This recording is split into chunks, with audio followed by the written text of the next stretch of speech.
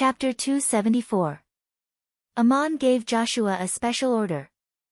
I was born a miner in Duk, and it was I who guided the people to build the city of Talang on the site of Duk. So the people of Talang thought that they were blessed by the gods, and they even forgot that they were once sinners who were punished and exiled by the gods. Even though the god they believe in is called Allah, because of my birth, I have imperceptibly become their so-called glory. I hope you understand that the gods will not always look after them just because they once looked after them. When this generation passes away, the new generation will not experience the suffering of their ancestors, but they will inherit the wealth and glory of their ancestors. But there are some things that cannot be inherited, although they think they can. The gods have helped the people, but it does not mean that the people will become nobler, and it does not mean that the gods will owe them an eternal promise. People will only be noble because they are noble, and this has nothing to do with the gods who look after them. My disciples remained in the Garden of Eden, guarding only my belief in the human world. One day, Talang may become a kingdom, but this kingdom may also be conquered. Even my statue will be destroyed by the enemy or the people themselves, just like many kingdoms in the human world. If the faith is gone, there will be nothing to protect, and my disciples can only watch it happen. Ammonius finally finished his speech. Joshua nodded and did not say anything, only thinking about it in his heart. He had a vague guess that Ammonius was probably Allah, but Ammonius did not say it explicitly, so he could not say it.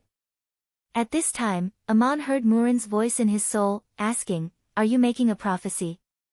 The reason why Ammon chose to convene the meeting in the shrine was that he wanted Murin to participate. Murin was now in the divine kingdom, but she could find out everything and communicate with the statue in the divine realm. Ammon replied in his soul, "Maybe not a prophecy. This is the norm in the human world." Gabriel frowned and asked, "My God, you mean that one day your statue may also be destroyed, and if the people here forget the faith you guide, we will no longer have to protect this city. But in that case, you will lose the source of divine power, which is what the gods fight for." Ammon looked at her and replied, "Since you all worship me as the only God, even after transcending eternal life, you will not call yourself a god, so what I accept is not an illusory glory and status. I must achieve the corresponding achievements and bear the due responsibility. My vow is different from that of other gods. I do not want to become that kind of god and establish that kind of divine clan." Link also frowned and said, "I am afraid that the believers in the human world will not understand. They will still choose their own way." Ammon shook his head again. People can choose their own way to express their faith. I have seen too many people use the name of the gods to coerce the people to fulfill their own desires. Otherwise, how could there only be a few of you in my Garden of Eden? The disciples nodded silently, and Ammon stood up and said, "Gabriel, come with me, I have something to say in private." After arranging the affairs of the human world, Ammon took Gabriel out of Dalang and came to the sky above the charcoal marsh. Standing on the clouds, he said, "I don't know how many years it will take for me to be gone, and I don't know what will happen to the human world. Among the disciples, the most worried are Madanzo and you. If something happens to Madanzo, it is because of his state of mind, but if something happens to you, I am afraid it has something to do with your experience." Gabriel bowed and said, "My God, I don't quite understand what you mean." Ammon asked again, "You have witnessed with your own eyes how Enkidu fell, and how Peloponnes transcended eternal life. You should know that the test of fate, the judgment of the end of days, is not easy to pass." Gabriel nodded and replied, "Yes, I have seen it with my own eyes. If there is a day like that for me, it is exactly what I look forward to, without a trace of fear." Ammon smiled slightly, "I know you very well. If there is anyone among my disciples who can face that test first, it should be you. In order to help you pass the test in the future, I will leave you something and teach you how to use it." Ammon took out a golden parangan and handed it to Gabriel. Gabriel was surprised. "This is what Maria left behind, your most precious thing. You still need to use it to find a new life for Maria's soul, why give it to me?" What Ammon gave to Gabriel was the god's tear left behind by Maria. He used to have two such parangons, and the other one was passed down by the saintess of the temple of Isis. In the judgment of the end of days, the Parangan used to cast the guardian magic, but the result was that the Parangan was destroyed in the black lightning, and strangely turned into a golden droplet and merged with Amon's body. Amon's personal experience proved one thing, that the guardian of Isis was an excellent means to protect the body against the final test, but the premise was to master the true essence of this magic. Gabriel, who was also from the temple of Isis, had the most experience in practicing this magic. And using the god's tear left behind by the saintess as an instrument, the effect of the guardian of Isis would be incredible. Amon knew how strong Gabriel's soul was, but he also knew her experience. She had carried out missions for the temple and killed many powerful enemies and monsters. When the final test came, he was not sure if he could pass it. Only by giving her this god's tear, Amon could leave with peace of mind. Gabriel did not reach out to take it, but looked up at Amon and said, "Although I do not know what the final test contains, I know it will not be easy. I heard that your other god's tear was destroyed when you became a god. If I also destroy this one, how will you find Maria? This is Mary. Can't I take the spiritual guidance that you left for you?" Amon shook his head and said, "If I don't give it to you, I'm afraid I will never find her. For you and me, Maria has always symbolized blessing and protection, just like the glory of this god's tear. She gave you my 2 letters at the same time, asking you to follow me and protect me. She also asked me to give you another kind of guidance and protection. If I keep this Parangan knowing that you will fall, will she be willing to see it? With such a heart, how can I find her? So I want to give it to you before I leave. If you face the test, use it to protect yourself. Its golden light is also the gaze of me and Maria. I can't know exactly what will happen when you face the test. This Parangan may not necessarily be destroyed. If it is safe and sound, you can return it to me when I return. Maybe there is another possibility, and I will welcome you." Gabriel finally accepted the god's tear, and Amon left the human world for the eternal. The believers of the human world have not seen this god for many years.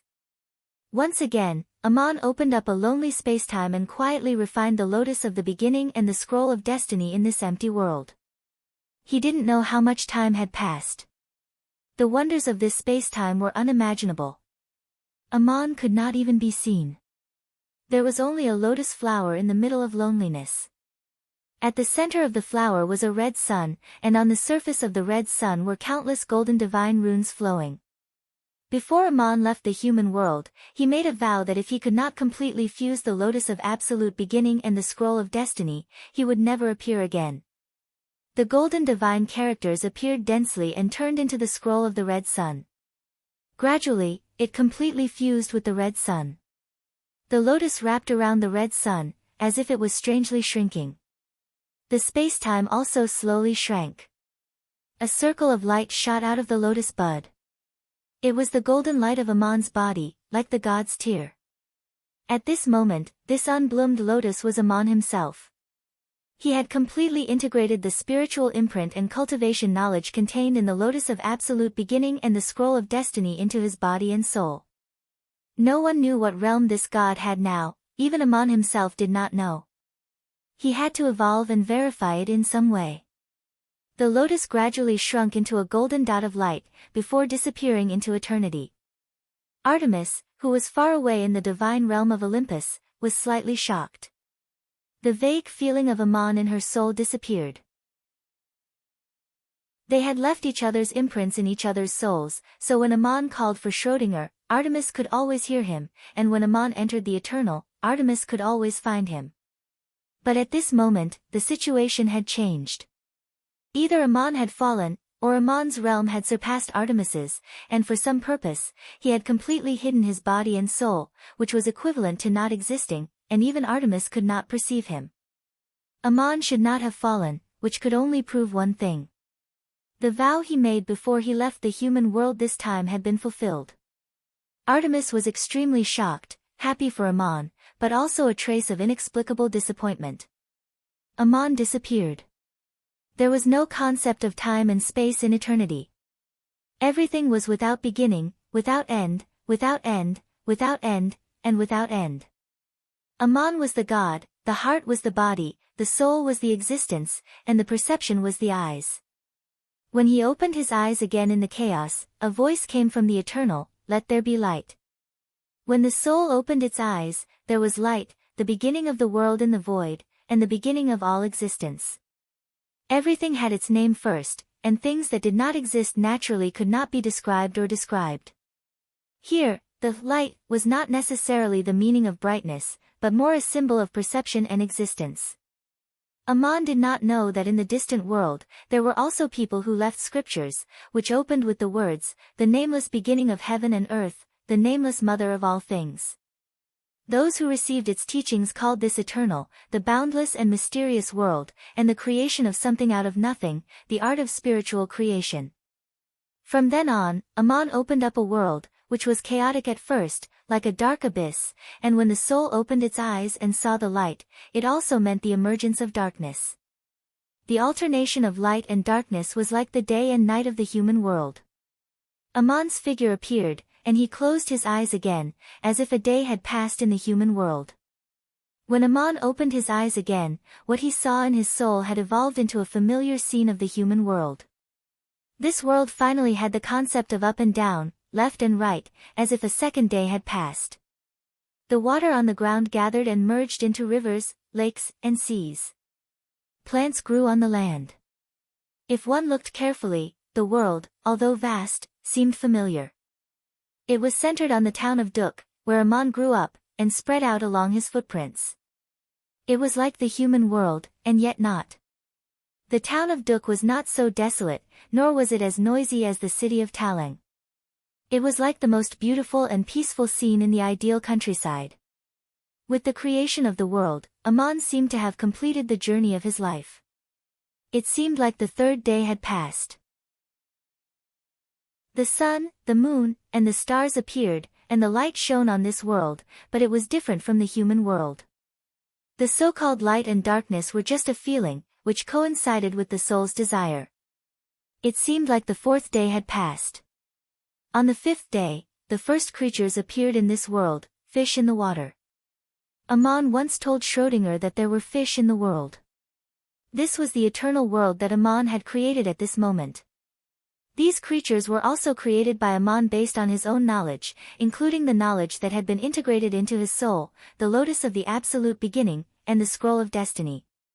The world became rich and colorful. But these creatures were different from those in the human world. Their lives could be eternal, and they could also be reborn according to the will of the Creator. Reincarnation. But they could not escape from this world, they could only belong to this world. Just like before Aman became a god, he could not escape from the human world. When people looked up at the stars, they often wondered if there were other lives on the distant stars. Were such lives gods? There were also gods who left the earth and flew to distant stars, spending countless years searching. But no matter how far they flew, even if they arrived on distant stars, even if there were different mountains and rivers and different creatures, the space-time they were in was still the so-called human world. Where was the real divine kingdom? In the eternal eternity after transcendence. No transcendence. Without guidance, without creation, there was no peak. On the sixth day of this world, Aman looked at the countless creatures appearing and suddenly realized that there was one thing missing, and that was, people. The soul created a world that did not exist, it was creating something out of nothing. But this was based on knowledge. The things created had to appear in the soul in a single thought, they could not appear out of thin air. It was quite difficult for a god to create a person that contained all the wisdom and bloodline of a human. Aman pointed at the soil on the ground and blew, and a person really appeared. This person's figure and appearance were exactly the same as Aman, and he appeared naked in the other Garden of Eden created in the Divine Kingdom. When Aman created this person, he first gave him all the characteristics that he had as a human.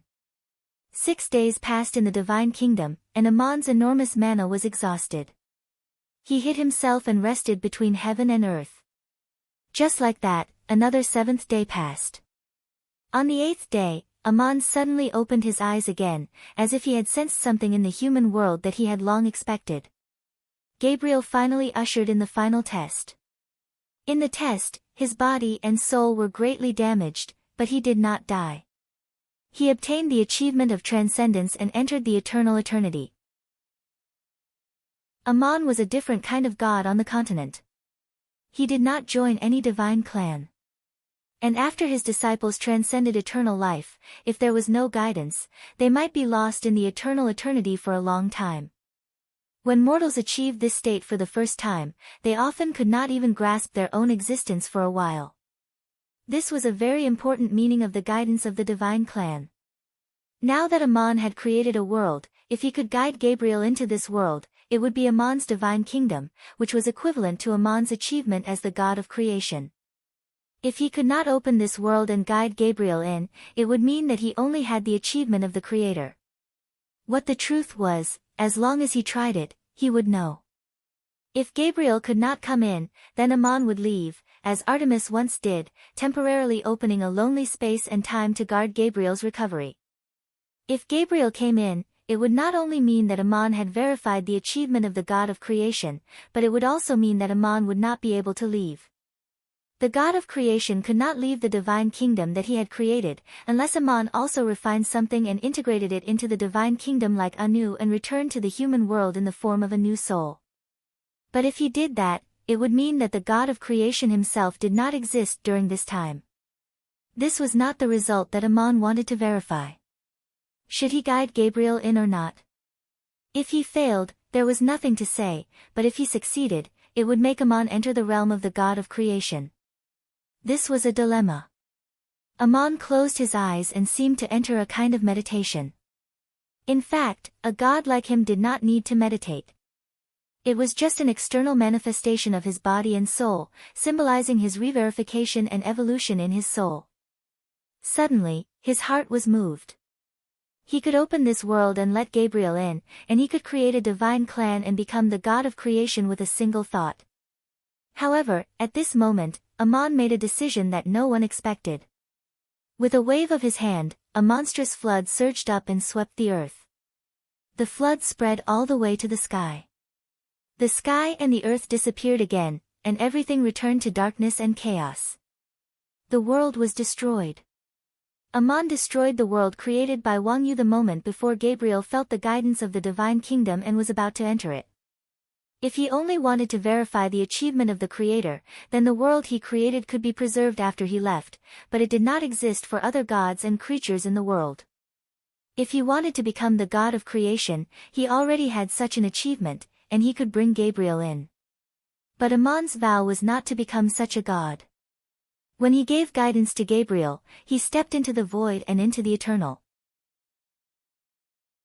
The divine kingdom created by Wang Yu was destroyed because of the departure of the god of creation, Ammon, or it could be said that Ammon also gave up the divine kingdom at the same time he sought to verify the god of creation. It was as if nothing had happened, but the realm that this god instantly verified was indescribable. The god of creation of the Ennead, Anila, once asked Ammon what was the end of human desire. The answer was to have the whole world, and everything in the world was in line with one's will. This was impossible for anyone to achieve, and the way to verify it was to create a world in one's own soul. Chapter 275. 256 The Rise of the Kingdom of Potsdam. Gabriel passed the test of fate and the judgment of doomsday. She disappeared into the gray vortex and reached immortality. The pain she suffered from the black lightning attack instantly disappeared. In a world with nothing, there was no pain. Even she did not exist.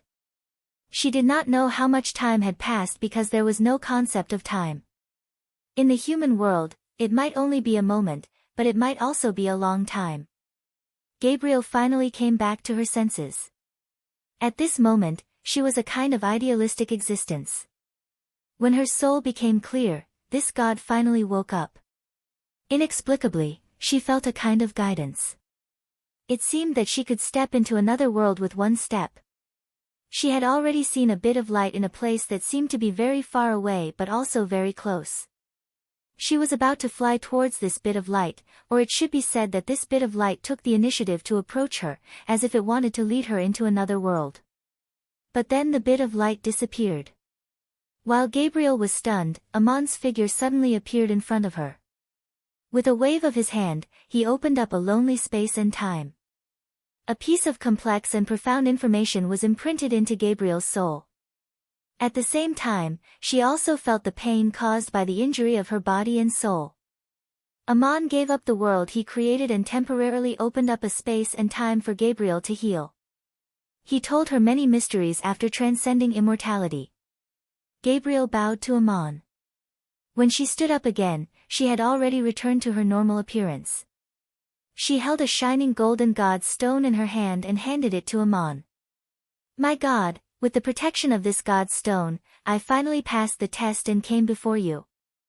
This god's stone is not damaged, but there is an additional tear stain." Amon took the god's tear left by Maria. In the faint golden light, he saw the tear stain. This tear stain was not a crack, nor was it the lines of the god's stone itself. All ordinary god's stones and all kinds of special god's stones did not contain any impurities. No matter what color they were pure and transparent without any flaws. If there was a crack on it, it would immediately be destroyed and turned into powder. This tear stain appeared in the light. No matter from which angle the god's stone was turned, the tear stain would appear in the place where the eyes were staring. There was no need for gods to communicate with each other. The information imprinted in the soul could clearly explain everything. Amon nodded and held up the god's tear.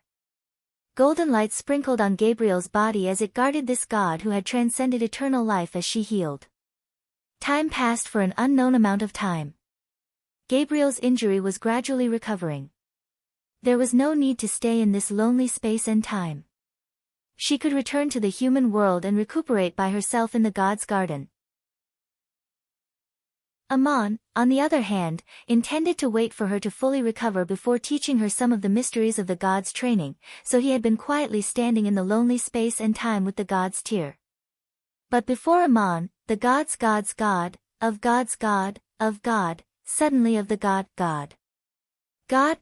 of God in front of him, Gabriel also sensed it.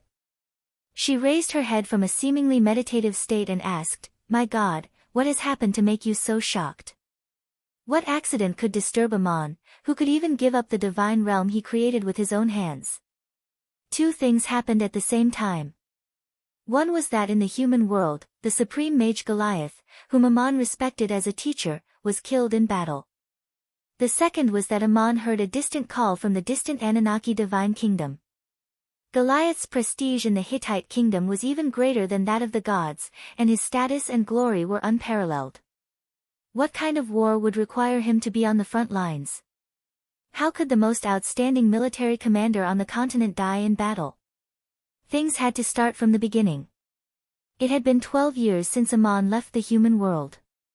It took Amon 3 years to refine and fuse the lotus of the beginning and the scroll of destiny in his soul, 7.5 years to create a divine realm until its destruction, and another 1.5 years to guard Gabriel and heal his wounds. Before Gabriel's arrival, Amon had been focused on nothing and did not pay attention to anything that happened in the human world. In these 12 years, earth-shaking changes had taken place on the continent, and the fates of almost all the people that Amon had met in the various countries had changed. All of this happened, in a sense, because of the emergence of a god, Marduk, who had left the Anunnaki divine clan. In the human world, there was also the rise of a kingdom, the Kingdom of Pots. The Kingdom of Pots was located far to the east of the continent, and historically, it was a desolate and remote place that did not attract much attention. There were many primitive tribes and weak countries, and Pots was just one of them. The process of the rise of Pots was the process of the annexation and integration of these tribes and countries, but Pots had very little contact with the countries of the continent, and people did not know much about it. The most experienced mortal that Amon had ever seen was Aesop, the slave governor who had been to many places and recorded countless legends. On the way back home, Moses and the others were tempted by a strange god who called himself Barkley. Amon had heard of this name in the story told by Aesop, and he was the god that the Kingdom of Pots believed in. Amon also suspected that this Barkley might be another identity of Marduk. Amon's guess was right. Barkley was another name for Marduk, just as Amon had another name called Allah or Satan. The name of a god was not a title of praise offered by the divine temples in the human world. Each name corresponded to a unique identity and a unique guidance, and the believers of the world did not even know its true meaning. Before Amon left the human world, the Kingdom of Pots ushered in the fastest era of prosperity and expansion in its history, which was directly related to the campaigns of Emperor Sinuc. When the Assyrian Empire rose, Emperor Sinuc not only attacked Babylon and the plains of Duk, but also launched an expedition to the eastern border of the empire, slaughtering many weak tribes and countries. Many loose tribes and countries were unable to protect themselves, and afraid of the brutality of the Assyrian Empire, and in order to survive and protect themselves, they turned to the increasingly powerful Kingdom of Pots in the east. As a result, the territories of Pots and Assyria extended in the east and west respectively, and eventually evolved into a state of bordering each other, and the situation temporarily stabilized. After the assassination of Sinuc, a talented and bold monarch named Cyrus appeared in the Kingdom of Pots. Empress Samir made the decision to recall Faust and the Giant Legion and abandon the plains of Duk, partly because she felt the pressure of the rise of the Kingdom of Pots in the east. After returning to the kingdom, Faust stayed in the royal capital of Nive, while the Giant Legion was sent to the eastern border to prevent an attack from the Kingdom of Pots. Samir believed that if the Kingdom of Pots continued to expand westward, the first to bear the brunt of the war should be the Assyrian Empire. But Samir guessed wrong. The Kingdom of Pots avoided the main force and first launched an attack on the Kingdom of Elam, north of Assyria, not long after Amon left the human world. To the north of the Assyrian Empire, in ancient times, there was a barren land where some nomadic tribes lived.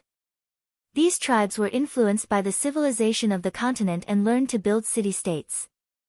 During the migration, they gradually settled and merged, establishing a country called Elam. Cyrus's army first conquered Elam, and after destroying the kingdom, he established a province, appointed a governor in charge of litigation, taxation, and internal security, and transformed the primitive kingdom into a modern city-state, establishing a complete set of administrative and military systems. Shortly after the annexation of Elam, the army of Pots continued to advance westward, bypassing the Assyrian Empire from the north and directly reaching the northeastern border of the Hittite kingdom, capturing the city of Ludi in Hittite. Ludi was located in the northeastern corner of the Hittite kingdom, close to the edge of the wilderness, and had always been harassed by scattered nomadic tribes. The city's defenses were lax, and when the army of Pots invaded, it collapsed. The army sent by King Ashur rushed to the border to fight, but in the end, they were defeated by Cyrus. The king, who had been arrogant ever since he ascended to the throne, finally realized that the situation was not good, so he personally visited Goliath to command the army. In recent years, Goliath had stopped paying attention to the mundane affairs of the Hittite kingdom. He knew that his prestige in the kingdom was too high, and it had affected the authority of King Ashur, so he simply went into hiding to avoid suspicion, and King Ashur was happy to see this. But this time, the situation was different. King Ashur could have sent an envoy to summon Goliath, but he personally went to visit Saya. When Goliath returned, he did two things. The first was to gather troops in Mesopotamia and Budamia and send them to the northeastern border. These two cities were established during the war, and the garrisons and even the ordinary residents of the cities were capable of fighting. The generals were also personally trained by Goliath. The second thing he did was to send an envoy to the Assyrian Empire to discuss an alliance, and the two countries would join forces to resist the army of Pots. The original strategy of the Assyrian Empire was to sit on the mountain and watch the tigers fight. They believed that the Hittite kingdom was not as weak as Elam, and that the army of Pots would pay a heavy price regardless of victory or defeat. If the army of Pots was defeated, the Assyrian Empire could take the opportunity to attack. If the army of Pots won, the Assyrian Empire could also take advantage of the fatigue to attack from the side and rear. But Goliath told the Assyrian empress that the strength of the kingdom of Pots was beyond their original estimates, and that the Hittite army would not be a match for them. If they really waited until the Hittite kingdom was defeated, according to Cyrus' strategy of gradual encroachment, it would be difficult for the Assyrian Empire to take advantage of the situation. Instead, it would become the next target to be encroached upon. The best strategic choice was to join forces and attack.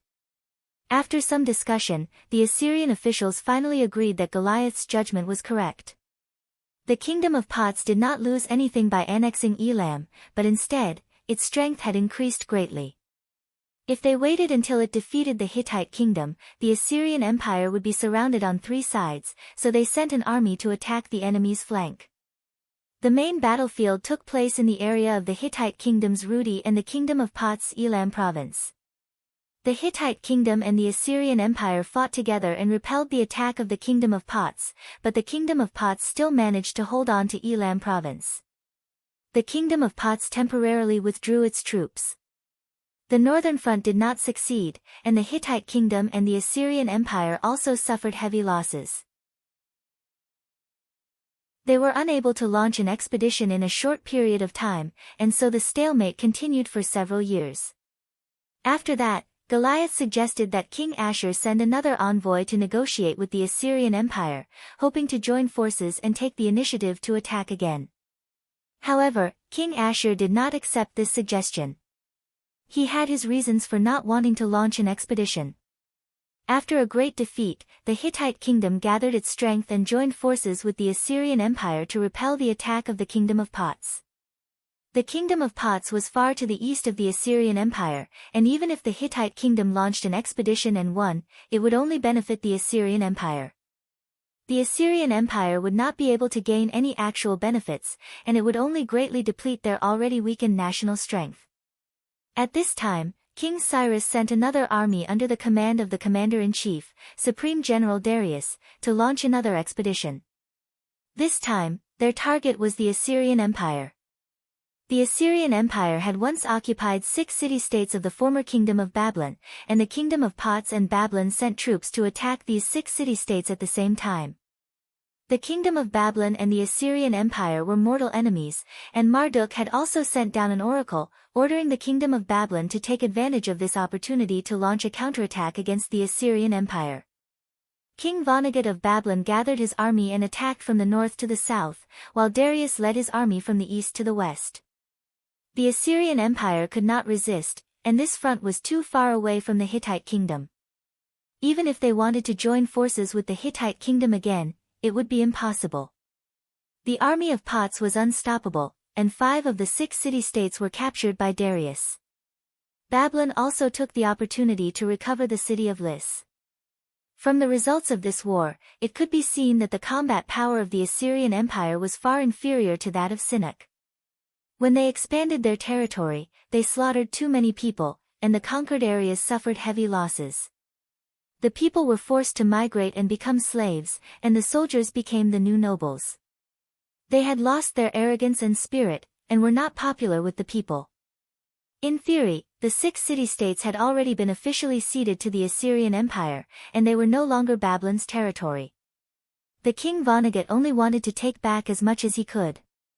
However, the army of Babylon only captured 1 city-state, while the army of Pots occupied the other 5. From this, the difference in combat power between the 2 countries could be seen. After conquering the 5 city-states from the Assyrian Empire, the Kingdom of Pots established a new province. Cyrus pursued a military state policy similar to that of Sinach. He maintained the privileged status of all the people of Pots, and made all the adult men of Pots obedient to the king. As for the conquered areas, the Kingdom of Pots established a new province and sent a governor to manage it. The status of the local nobles was retained, and they continued to represent the Kingdom of Pots. The Kingdom of Pots digested the conquered areas very quickly. If the residents of the new province joined the army, they could also be rewarded with military merits and become the new nobles of the conquered areas. Thus, the Kingdom of Pots could constantly replenish its soldiers. After establishing the new province, the Kingdom of Pots made a request to the Kingdom of Babylon to cross the Euphrates River and attack the Hittite kingdom from the south. The Kingdom of Pots had to pass through the city of Kish. King Vonnegut of Babylon knew that if the Kingdom of Pots crossed the Euphrates River and defeated the Hittite kingdom, the Kingdom of Babylon would be in danger. So, he refused the request. Cyrus sent an envoy to reprimand the Kingdom of Babylon. Under the guidance of the oracle and the help of the Kingdom of Pots, they defeated their mortal enemy, Assyria, and recovered the city of Lis. The kingdom of Pots used this as an excuse to attack the city of Kish, and Cyrus ordered Darius to lead the army to attack Hittite again. The Hittite kingdom's heavy troops were still in the city of Ludi in the north, but the army of the kingdom of Pots launched a surprise attack from the south. King Ashur thought that Darius would march from the southern shore of the inland lake and break through the city of Saya into Hittite territory, so he transferred the garrisons of Mesopotamia and Budamia to the south of the inland lake. Unexpectedly, Darius led his army into the plains of Duk and captured the city of Budamia in the first battle. King Ashur urgently ordered the main force of the garrison to return to the northern shore of the inland lake, but Darius suddenly turned around and took a detour to the southern shore of the inland lake, defeating the garrison and taking advantage of the situation to attack the city of Saya. King Ashur's judgment of the main direction of the Pots army's attack was correct, but there was a mistake in the details of the tactical command, and by the time Goliath led the main force of the kingdom back to support them, the defeat was already irreversible. The Pots army broke through the city of Saya and advanced all the way into the hinterland of the Hittite kingdom, approaching the capital. The main force of Hittite was defeated, and more than half of the territory was occupied. The commander-in-chief of the Pots army, Darius, sent a messenger to King Ashur and the generals of the cities that were still holding on, reading out Cyrus's national policy: as long as they surrendered, the kingdom of Pots would retain their property and noble status, and the Hittite kingdom would be divided into several provinces of Pots. Several cities surrendered, and King Ashur was also ready to surrender. If he did not surrender, as a king, only death awaited him after his defeat. If he surrendered, even though he would lose the throne, he would still be the largest noble in Hittite, enjoying a large territory and slaves, and one of the rulers representing the kingdom of Pots. At this time, Goliath found King Ashur, and the two had a long talk. Goliath told Ashur that if he surrendered, the kingdom of Hittite would cease to exist. This was not the same as being defeated or surrendering, but being completely annexed and wiped out of existence. Goliath did not surrender, and he asked King Ashur to give him full authority to summon and lead all the people in Hittite who were unwilling to surrender to carry out a final resistance and gather their strength for a decisive battle. He said to King Ashur, "If I win, Hittite will survive; if I lose, surrender if you wish." The war launched by the kingdom of Pots also meant that Marduk was attacking the Anunnaki divine clan, and this god wanted to annex the entire divine realm of the Anunnaki. The Pots army captured the city of Kish in the kingdom of Babylon, but they did not destroy Marduk's shrine. Instead, they allowed the local soldiers, nobles, and priests to retain their original beliefs. The ordinary people did not understand what happened between the gods, and even more so did not know that Enlil had fallen and that Marduk had left the Anunnaki divine clan. In their view, it was just one main god replacing another, so the resistance of the nobles and priests was not strong.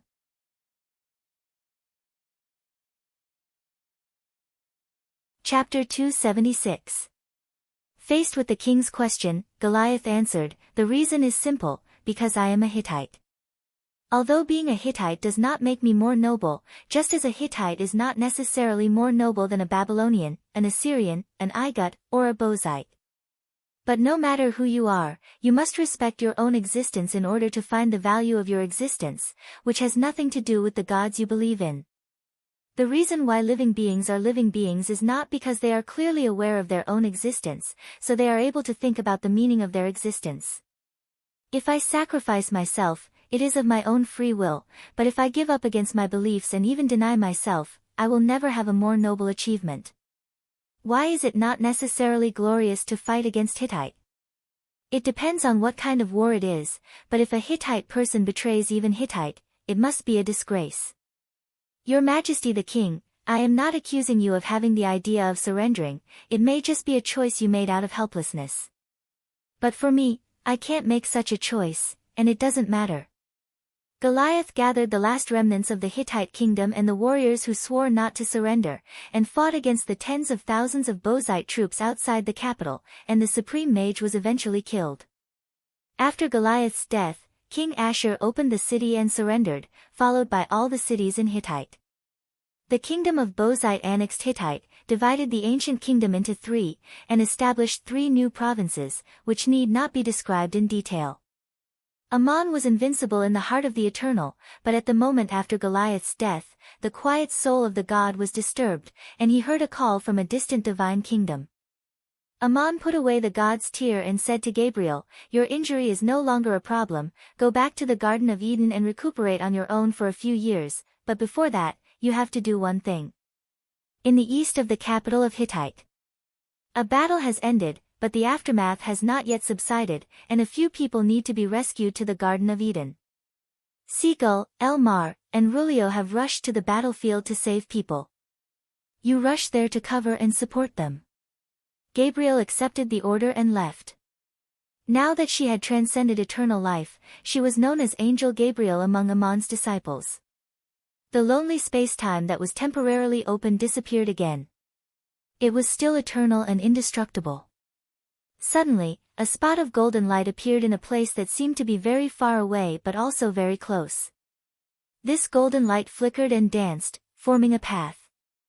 Looking closely, this golden path seemed to be formed from many tiny divine characters.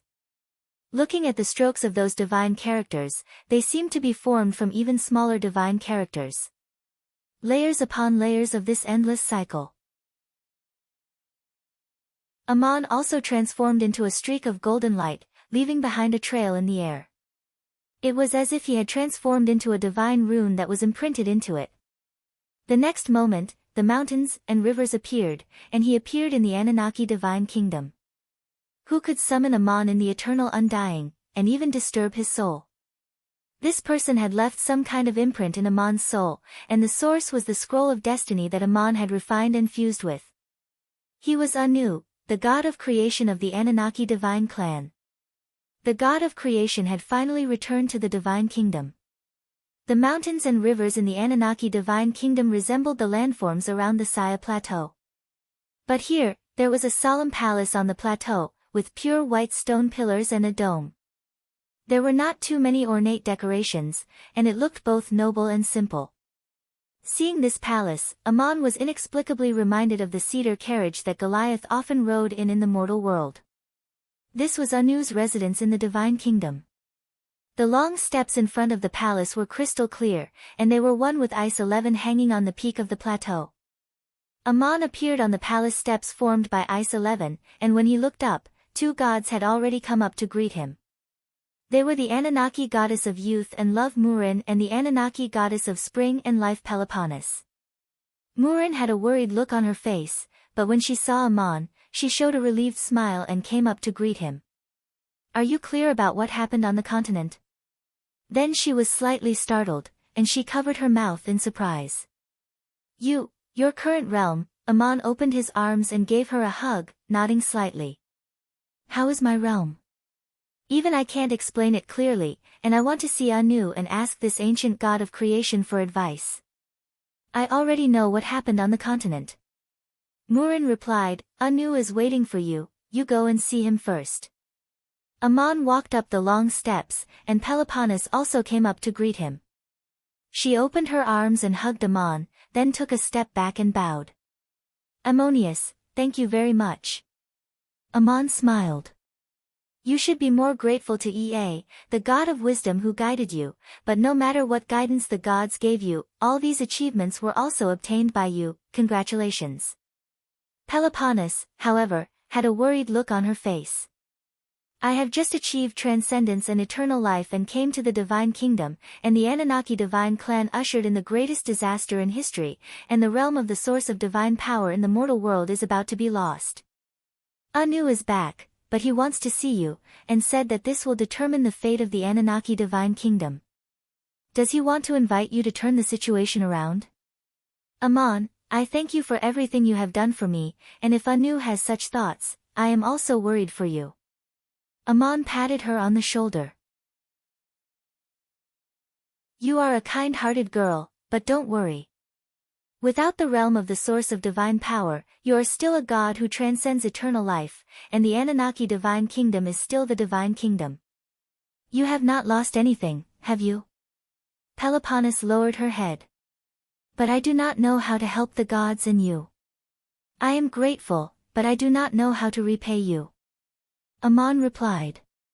"He has helped me build the Garden of Eden, and now that you have come to this divine kingdom, you can make it better. At this time, the two gods of the Anunnaki divine clan, Nergal and Kela, also came over and bowed to Amon.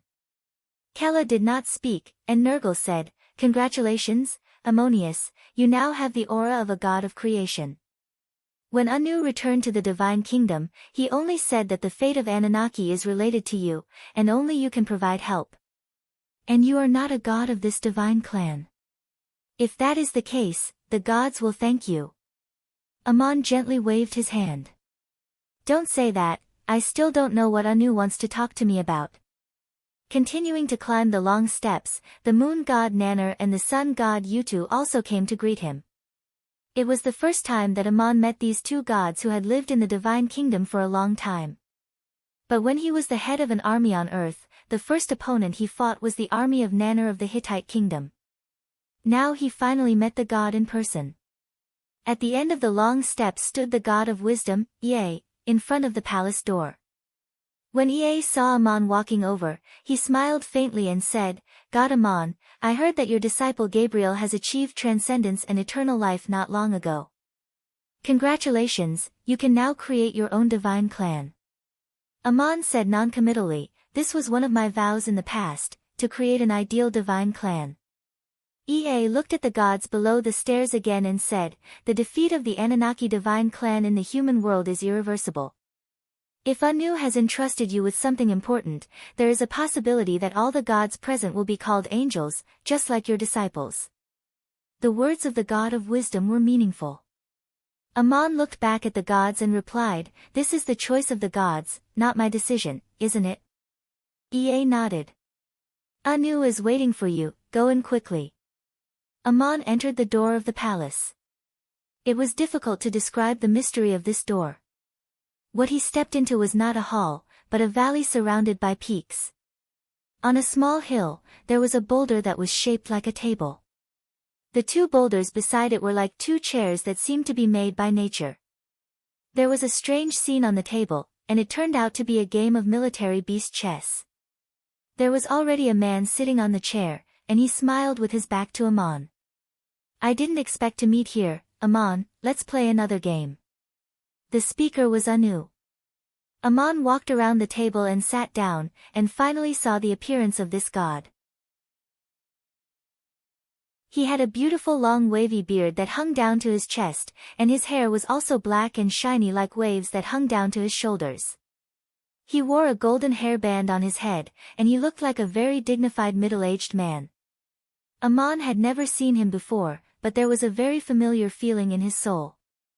He sat down on the opposite side of the table and said, "Goliath, I didn't expect to meet you here, and I didn't expect you to be Anu." Anu shook his head and said, "You can say that I am Goliath, but Goliath is not me." The two gods looked at each other and smiled, and their eyes contained endless information, but it seemed that there was no need to say more. Anu fused the Book of Destiny, which contained the spiritual imprint and spiritual knowledge, with the divine kingdom, and he himself returned to the mortal world in the form of a new soul, so his current soul was Goliath. But Goliath himself did not know that he was Anu. He was a complete and independent person who had completed his life in the mortal world. When his life ended and he returned to the divine kingdom, he finally understood the whole story. What was the purpose of the Anunnaki divine kingdom's lord doing this, and what did he gain? He may have been trying to break through to a higher realm than the god of creation, may have had a premonition of what the Anunnaki divine clan would face, may have gone to the mortal world with some kind of wish, or may have been trying to confirm another path of cultivation. From the experience of Goliath's life, many things could be explained, but they were all wonderful. Amon looked down at the military chess game on the table. He had played chess with Goliath twice in the mortal world, and he did not expect to see Anu again in the divine kingdom. The brilliance on the chessboard showed the current situation of the war on the continent, and Amon smiled bitterly, "Respected god of creation, you have turned the chessboard upside down." Anu had indeed turned the chessboard upside down, and his position was on the side of Marduk and the Bosnian Empire, while Amon's position was on the other side. Anu waved his hand and said, "Supreme General Amon, you should call me Goliath. I deliberately put the chessboard upside down, wanting you to try if you were me, and see if you could turn the situation around? My attempt to leave the divine kingdom this time, as you can see, ultimately failed. If Anu's purpose was to bypass the test and find another way to surpass the realm of the god of creation, he had indeed failed. If he wanted to prove a completely different path of training, it seemed that he had also failed, because Goliath did not transcend eternal life, but died in battle. If he wanted to stop Marduk's attack on the Anunnaki divine realm in the mortal world, the current situation was even more of a failure. Aman, however, shook his head and said, "For the God of creation who owns the entire world, success and failure do not matter to you. Besides, in this life of Goliath, you have also gained a lot, and leaving the divine kingdom to go to the mortal world was very valuable." Anu also said with emotion, "Yes, I have gained a lot. In this life, Goliath has proven his pursuit. Let's not talk about this for now, let's play chess. In the mortal world, we were also opponents on the battlefield, and you are one of the best commanders I have ever seen. I want to know, if you were me, how would you face the attack of the kingdom of Bosnian?" With a snap of Amon's fingers, the brilliance on the chessboard returned to before the attack of the kingdom of Bosnian, and then the chessboard began to automatically evolve, replaying the situation of the kingdoms of the continent over the past 12 years. As he watched, he said, "King Cyrus of Bosnian used troops unexpectedly, and he chose to go far away, bypassing Assyria and Babylon in both of his attacks. With such a risky move, he first destroyed Hittite." Goliath nodded. To carry out a war like this is either an idiot or a genius, but it turns out that he is not white nose. Between the kingdom of Bosnian and the Hittite kingdom, there were still two countries, Assyria and Babylon. According to common sense, Cyrus should have conquered Assyria or Babylon first before attacking Hittite. This was common sense that everyone knew. Otherwise, the logistical route of an expedition through a third country would be easily compromised. It was a strategy that could not be used in a large-scale war.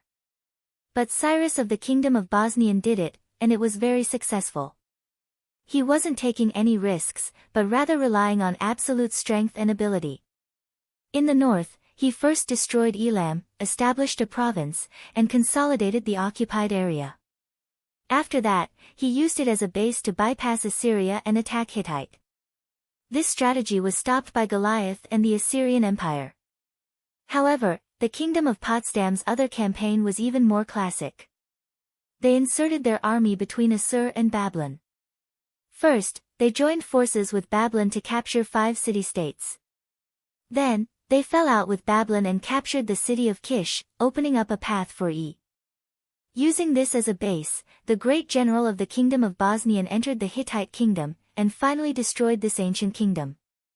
The brilliance on the chessboard stopped at this point, and Aman sighed softly, "This game can't be played, Goliath. This is not your fault. If it were me, the result would be the same. You are an excellent commander in the human world, but that Cyrus is not simple, and the army of the Kingdom of Bosnian is stronger. If both sides do not make mistakes, the outcome of Hittite is inevitable. The result of this battle can only be reversed in theory, if one of the armies of either Assyria or Babylon is completely under your command. But in reality, this is impossible. The defeat of this battle is due to Babylon." Aman waved his hand, and the chessboard changed again, which was equivalent to simulating a new battle. The change on the chessboard was to repel the army of the Kingdom of Bosnian. Aman demonstrated a hypothesis. If Goliath could command the armies of Hittite and Babylon at the same time, the outcome would be a draw, and the army of the Kingdom of Bosnian would retreat. But this result could only be a hypothesis, and in reality, it could not happen in the human world. Goliath commanded the Hittite army when King Ashur was at his wit's end. How could King Babylon give full command of the army to the commander of another country? Even if Babylon and Hittite could form an alliance to deal with Darius, they would still fail if they did not cooperate well with each other. Moreover, Babylon did not play any role in this battle at all. Marduk sent down an oracle, asking the Kingdom of Babylon to cooperate with the Kingdom of Bosnian to attack Assyria. As a result, the Kingdom of Bosnian occupied 5 city-states and opened the way for the attack. Not only did the Kingdom of Babylon not stop them, they even helped. When the kingdom of Bosnian attacked the city of Kish, they did not even encounter a decent resistance. At this time, if King Banat mobilized all the troops of the kingdom to cut off the path of retreat of Darius's expeditionary army, there might be a last chance to reverse the situation, but the kingdom of Babylon did not move. Could it be that King Banat could not see the situation clearly? If Hittite was really destroyed, the same fate would probably fall upon the kingdom of Babylon. But King Banat was also very helpless. He wanted to attack the army of Bosnian, but he could not get the support of the group of priests in the kingdom. It seemed that the gods had abandoned him. When Darius attacked the city of Kish, Marduk sent down an oracle, saying that as long as they did not resist the army of Bosnian, the gods would protect them, and they would not lose their original wealth and status. And it was true. The priests were still the priests, the nobles were still the nobles, and the shrines were still the shrines. It was just that the city of Kish had become the territory of the kingdom of Bosnian. Marduk's oracle was equivalent to abolishing the threat of the kingdom of Babylon. Darius could march calmly from the south, and Cyrus had attracted the main force of Hittite from the north. How could they fight this war? Anu looked at the chessboard and sighed. What Enlil failed to do with the help of Sinuk, Marduk did it with the help of the kingdom of Bosnian. Now that Hittite is destroyed, what do you think the fate of Babylon and Assyria will be? The situation on the chessboard was very interesting. Originally, Hittite was in the west, Bosnian was in the east, and Babylon and Assyria were in the middle. But now that Hittite was destroyed, the kingdom of Bosnian not only established the province of Elam in the north of Assyria, but also established a new province between Assyria and Babylon. The territory of the Assyrian Empire had shrunk to the territory before Sennacherib's expansion, and became a kingdom within a kingdom that was completely surrounded by Bosnian. Babylon was also surrounded by the kingdom of Bosnian on three sides, and the other side was the sea, cutting off the land connection with the outside world. If the kingdom of Bosnian completely digested the newly established province and the situation stabilized, the two kingdoms would have no choice but to surrender. Aman pointed to the chessboard and said, Hittite is destroyed, and if the kingdom of Bosnian can stabilize the new territory without internal strife, then Assyria will definitely be destroyed. As for Babylon, Anu curled his lips and said, Babylon doesn't need to fight, Marduk will send down an oracle to open the city and surrender.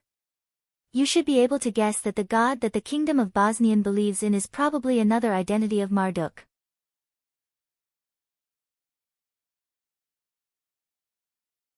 Chapter 277. With a snap of Anu's fingers, the colors on the chessboard changed, and the kingdom of Bors annexed Hittite, Yavi and Babylon. On the continent, only the empire of Igut was left to fight against Bors. Then he shook his head and sighed. Marduk defeated Anunnaki, and the next one to face is the Ennead. If the situation continues to develop like this, the empire of Igut will not be a match for Bors. Aman, do you see anything? Aman sighed. Pulling one hair will affect the whole body. Going back in time, the upheaval in the continent was foreshadowed by the pharaohs of Igut Lazith II's expedition to Hittite. This period of history was also Aman's personal experience on Earth, and it accompanied him as he grew up. In a sense, if it had not been for Lazith II's expedition, and the timely recommendation of Aman by the adoratress Maria as the head of the legion, giving him the opportunity to establish meritorious deeds and rescue his people, Aman would not have become what he is today. That war foreshadowed the decline of the empire of Igut from prosperity to prosperity, and Hittite took the opportunity to escape the fate of submitting to Igut, and the appearance of Aman could be said to have turned the tide for the defeated empire of Igut. The real protagonists of that war were not the pharaohs of Igut Lazith II and King Lucier of Hittite, but Aman and Goliath, and perhaps also Gilgamesh and Enkidu. Many things happened after that, and although Goliath made achievements on the battlefield, his actions were tantamount to preventing a larger war between the countries of the continent. The next most important thing was the rise of the Assyrian Empire, and the expansion of great Emperor Sinuk, whose purpose was not only to conquer Babylon but also to annex the plains of Duk. It could be clearly seen that Enlil was behind all this. This god wanted to use Emperor Shinika's ambition to completely defeat Markik and complete the unification of the Anunnaki divine realm. But this plot was thwarted with the assassination of Sinak, and even Enlil himself was eventually killed by Marduk. On the other hand, Marduk took this opportunity to break through to a higher level and left the Anunnaki divine clan. Seneca's conquest not only indirectly contributed to the rapid rise of the kingdom of Potsdam, but it also severely weakened the power of Babylon and Assur. Babylon lost 6 city-states, and although the Assur Empire was strong for a time, it had overdrawn its future power and sowed the seeds of decline. In this series of changes, Goliath's figure could always be seen turning the tide. No matter how well Goliath did, he still failed in the end. This was not Goliath's failure, but the overall decline of the countries of the continent, among which the only one that remained strong was Hittite. So it was not unreasonable for the kingdom of Potsdam to go far and conquer Hittite first. Once Hittite was destroyed, the countries of the continent would no longer be able to compete with Potsdam. Anu, however, pointed to the empire of Igut on the chessboard and shook his head. I am not talking about the beginning of a war on earth, but about the wishes of the gods. If Hittite, Assur, and Babylon are all destroyed, Potsdam will become an unprecedented great empire, and what Cyrus achieved was even greater than Seneca's ambitions. If he advances and defeats Igut, the divine realm of the Ennead will also be annexed by Marduk. Does such a situation remind you of a legend?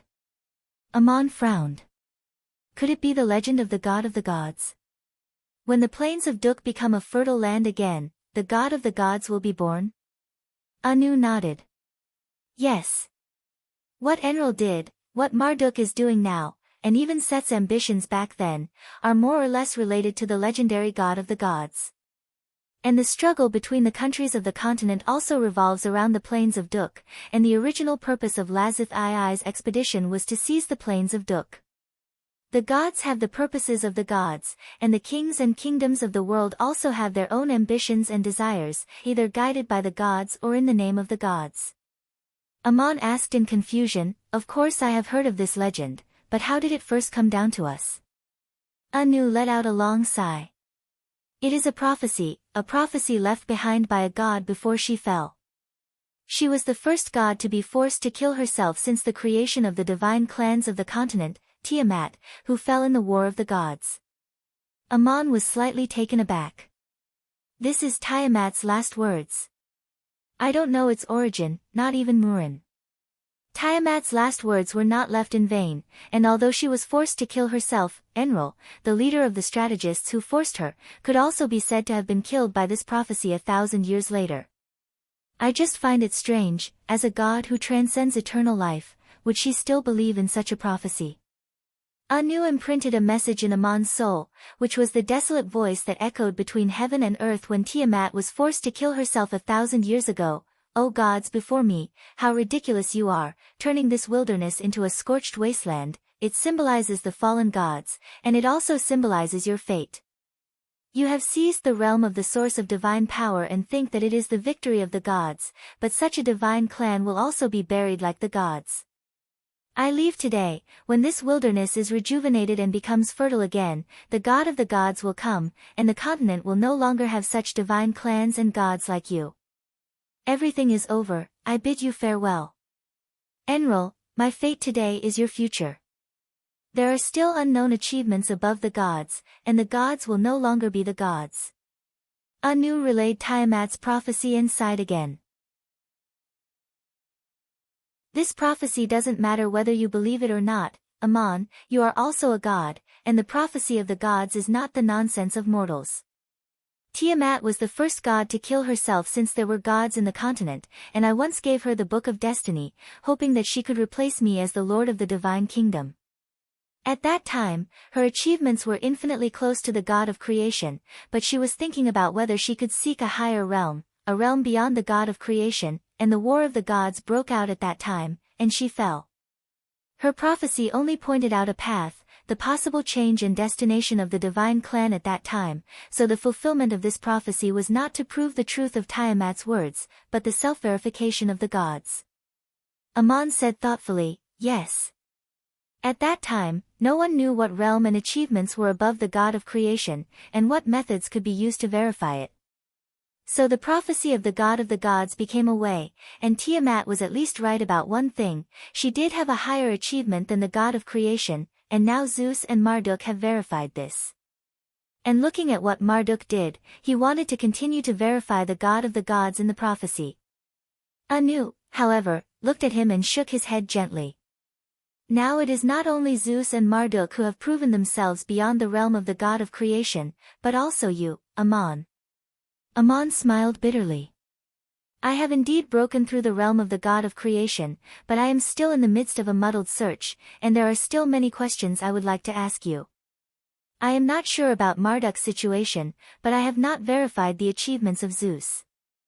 I heard that he created the kingdom of Olympus, not only merging the world of the previous god of creation, but also often leaving the divine realm to wander around. Anu waved his hand. You want to ask me for advice? I also want to ask you for advice. These are exactly what I am interested in. The kingdom of Olympus created by Zeus was able to merge the divine realm of the previous god of creation, and if anyone can do it, it should be you. Ammon shook his head. I don't know if I can do it, at least not yet. Anu leaned forward and said, how did you seek confirmation and break through? Can you tell me your secret? Ammon smiled. If someone else had asked me, I wouldn't have answered. Firstly, it's because the level of accumulation and attainment in my soul have not reached that level, so it's useless to answer. Secondly, it's because I don't have to tell unrelated people. But if you ask, I will not hold back, not only because I have obtained the scroll of destiny, but also because you are Goliath.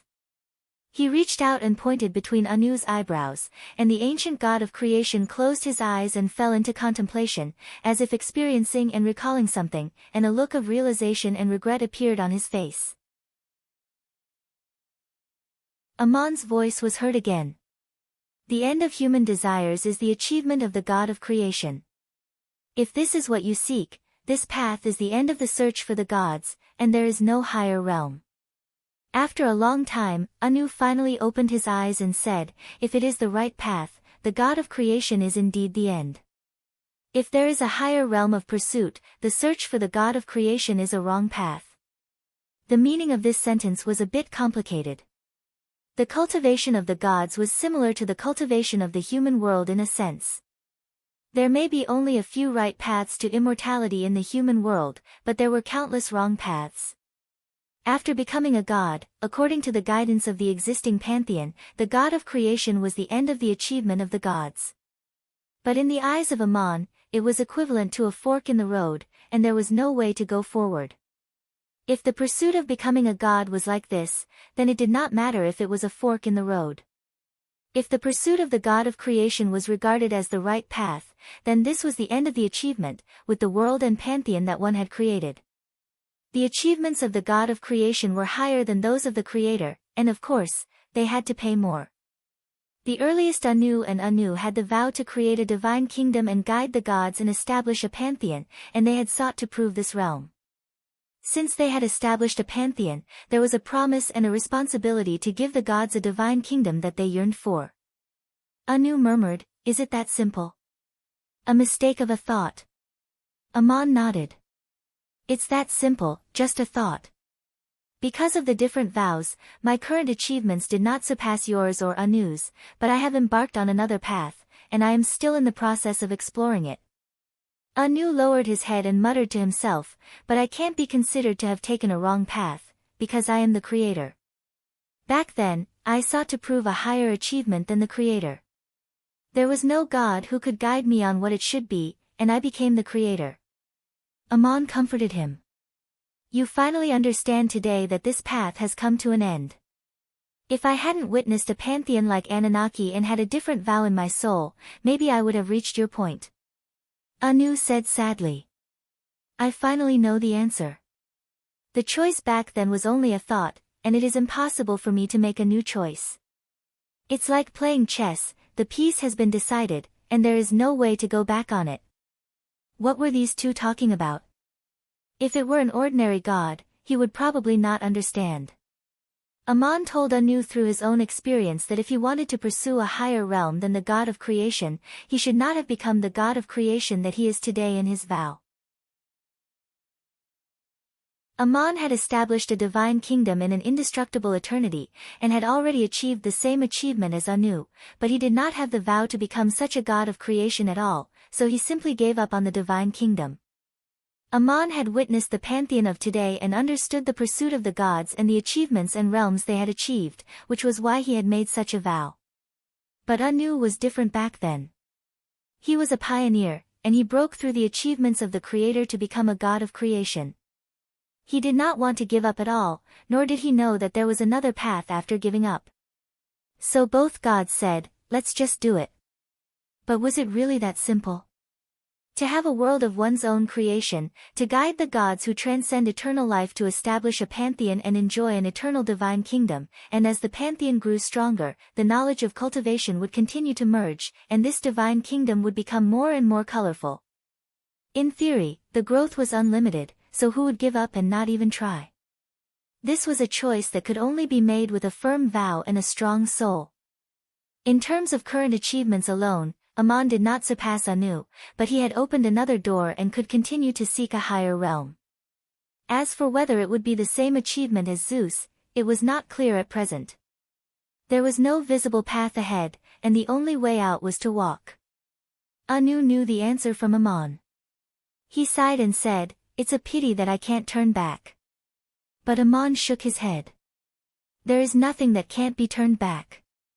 When people say this, they are often measuring how great the price is, whether they can bear it or are they willing to bear it. The greatest price people can pay is everything they have. Anu nodded and said, "Yes, this truth is simple, give up the divine kingdom, and the Creator can leave. It is possible for you, but you did not make such a vow to create such a pantheon, and you did not make such a promise. If I make this vow to destroy the Anunnaki divine kingdom, because of the promise of creating a pantheon, I will also be destroying myself at the same time, which is tantamount to killing myself like Tiamat." Aman also sighed. "Yes, you wanted to know the answer I sought, but you did not expect it to be this kind of answer, did you? If you make such a vow, it is tantamount to destroying the Anunnaki divine kingdom, and it is tantamount to your own death. And you are now the king of the Anunnaki divine kingdom, and the pantheon of Anunnaki still exists, the gods can continue to guide the divine emissaries, and the lost divine realm may one day be restored." Anu looked at Aman, and gradually smiled again. Suddenly he blinked and said, "Actually, I have another choice, but this choice requires your help, and the reason why I came to you is also related to this." Aman, "Oh, how can I help you?" Anu, if one day you can prove the realm similar to Zeus, you can create your own world, integrate it with the Anunnaki divine kingdom, and retain and inherit everything. At that time, the Anunnaki divine kingdom will still exist, but it will be integrated into your divine kingdom, and the gods will become angels who believe in Ammonius, and it will not be counted as me breaking the promise of creating a pantheon, and I can make an oath to prove it again. Aman was slightly surprised. "You actually think so? But do you know, even if I am willing to help you, how many conditions must be met?" Not to mention whether Aman was willing to help Anu, if he could really do this, then the conditions needed to be met would be unimaginably complex even for the gods. First, for Aman to have such an achievement, he must be able to do it one day. Second, the gods of Anunnaki must also be willing to become angels who accept the guidance of Aman. Third, Aman must be able to guide the gods to a higher realm on another path. Fourth, Anu must also make a successful breakthrough and make a vow to prove a certain realm, which even Aman could not help him with. At least for now, Anu could not do this, and even Aman did not know how Anu should practice and prove himself in order to take this step.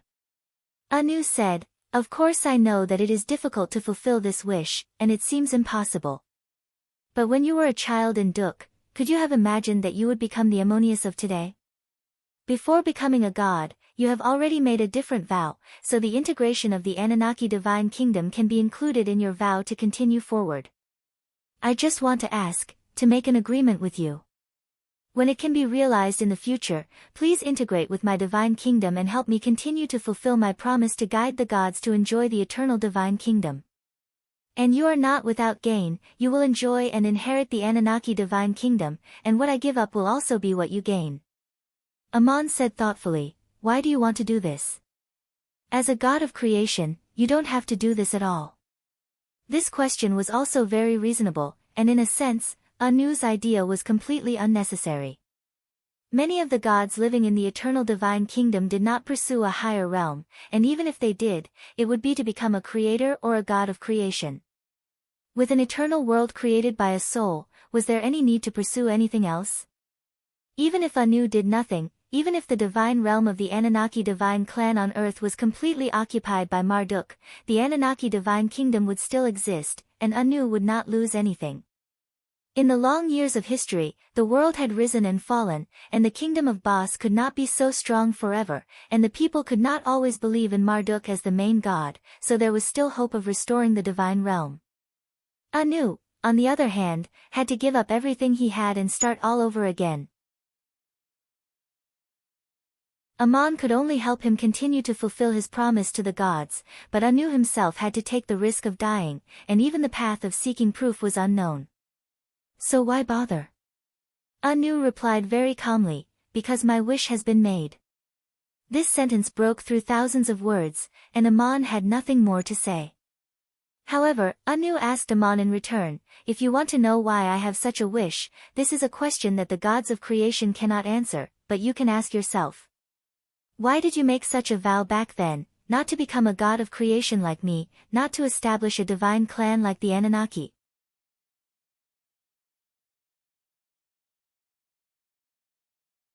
Chapter 278.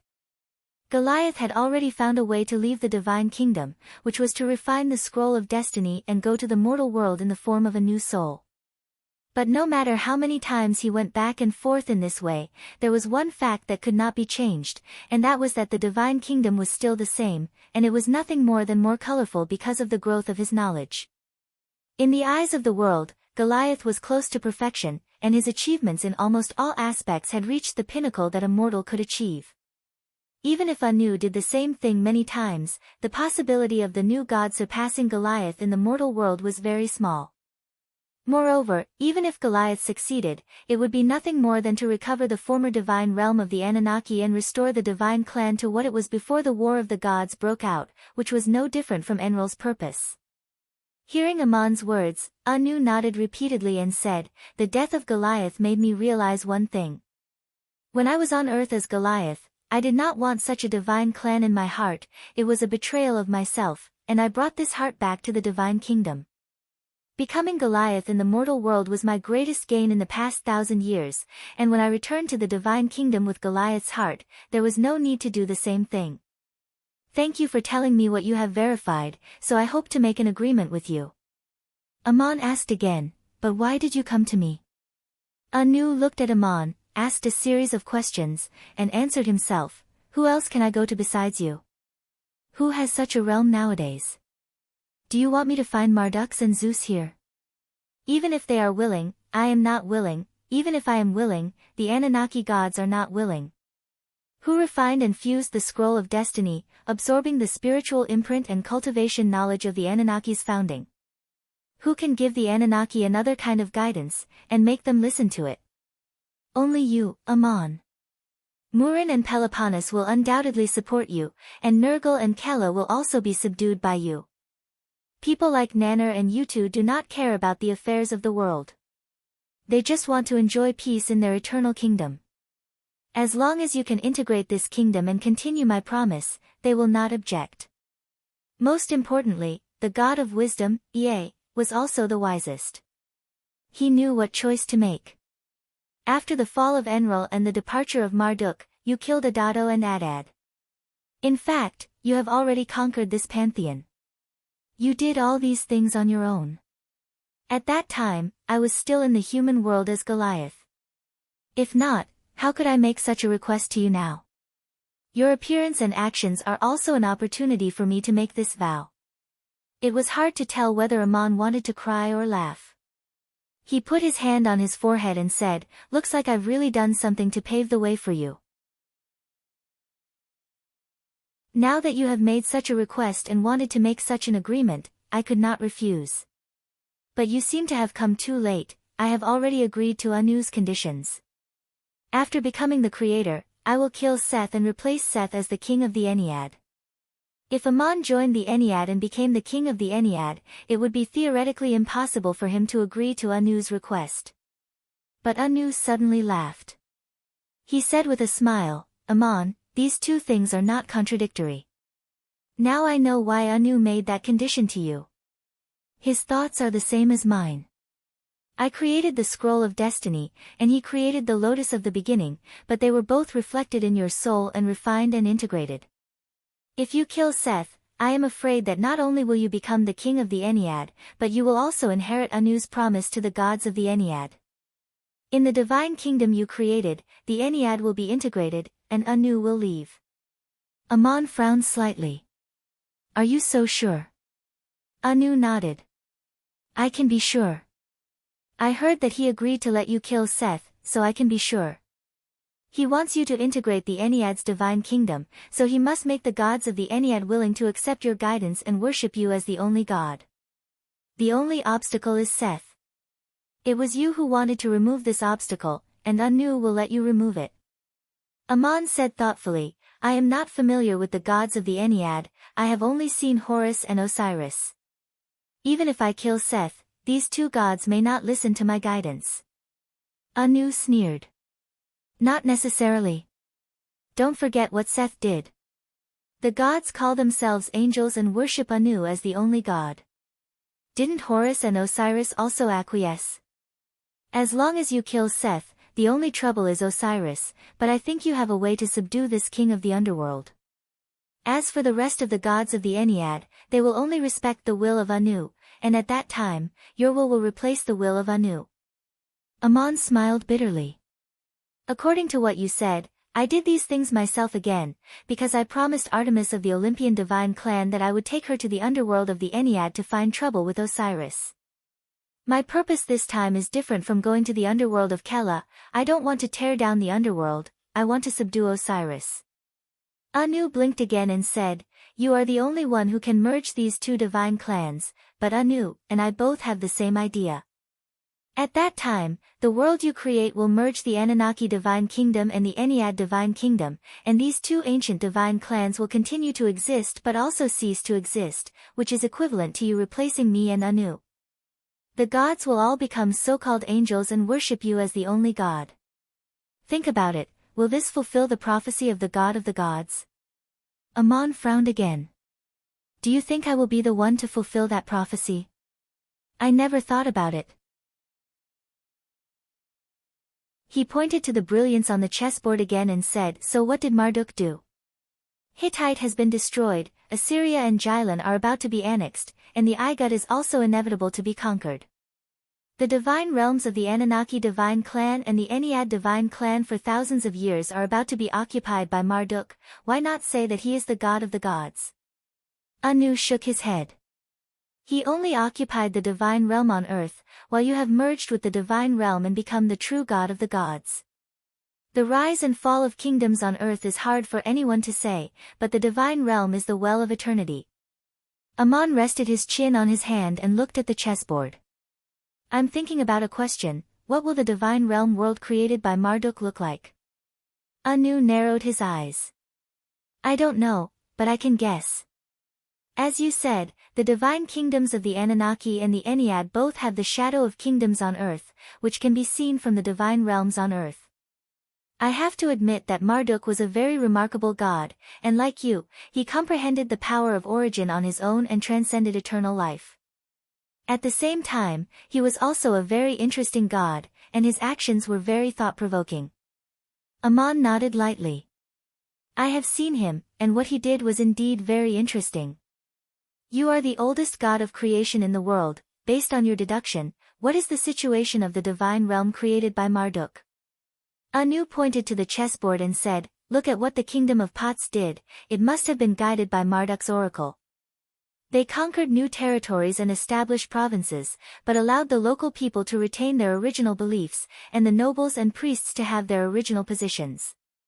As the kingdom of Pots expanded, its territory contained the beliefs of gods large and small, real and fake, and the belief of the main god of the kingdom of Pots spread throughout the continent with the expansion. Aman was slightly moved. I can also see some traces. If the divine realm on earth represents the reflection of some kind of vow made by Marduk, then the divine realm he established is almost open to all and can accommodate all kinds of different gods, but the spiritual imprints cannot be completely integrated, and it is only a simple accommodation. However much it can hold, Marduk will be able to absorb. Anu, a divine realm created in such a way, is indeed very interesting, a place where there are all kinds of wonders. The beliefs of the gods are not compatible with each other, and there are even constant disputes and conflicts. Marduk likes to watch the fun, but such a divine realm cannot accommodate a world with a higher achievement than the Creator. If there is the achievement of the Creator, naturally there is no need to join in the fun. Aman pondered. If Marduk really created such a divine realm and became the master of such a divine realm, it would also be a very remarkable thing.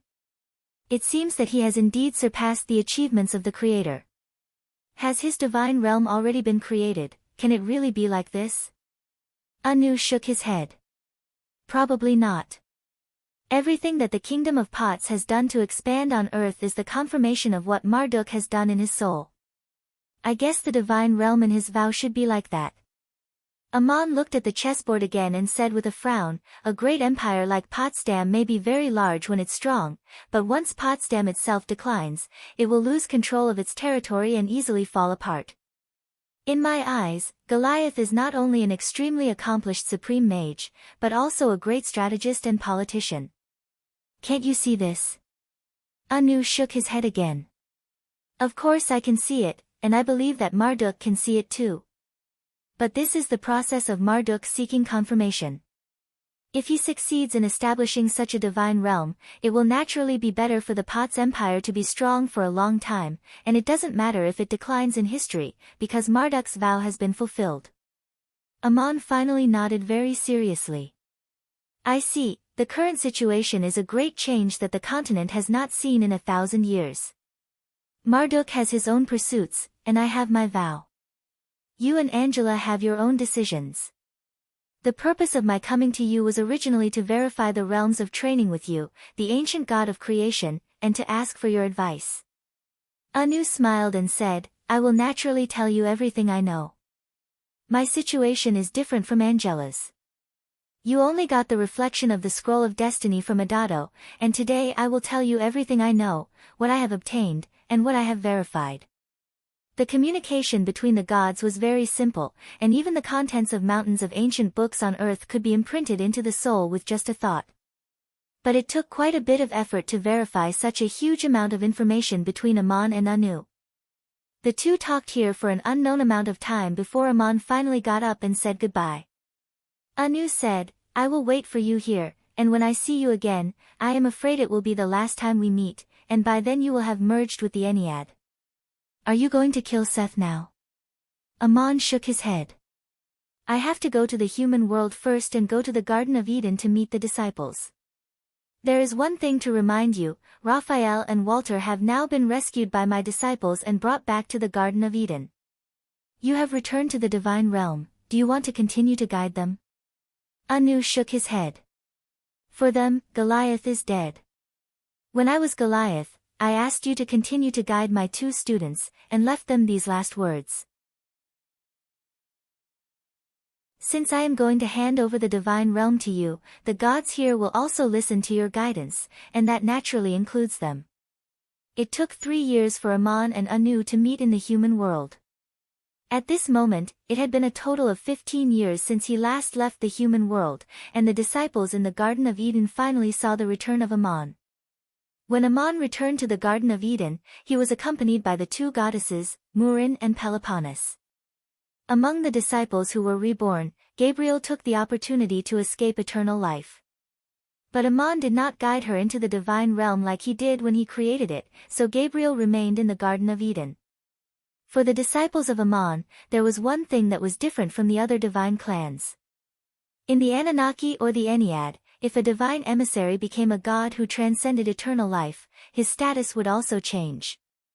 But in the Garden of Eden, Medanzo was still the leader of the disciples, and Gabriel was only the most accomplished angel at present, because they only believed in one God. When Aman returned this time, there were 3 more guests in the Garden of Eden, namely Raphael, Walter, and Cilia.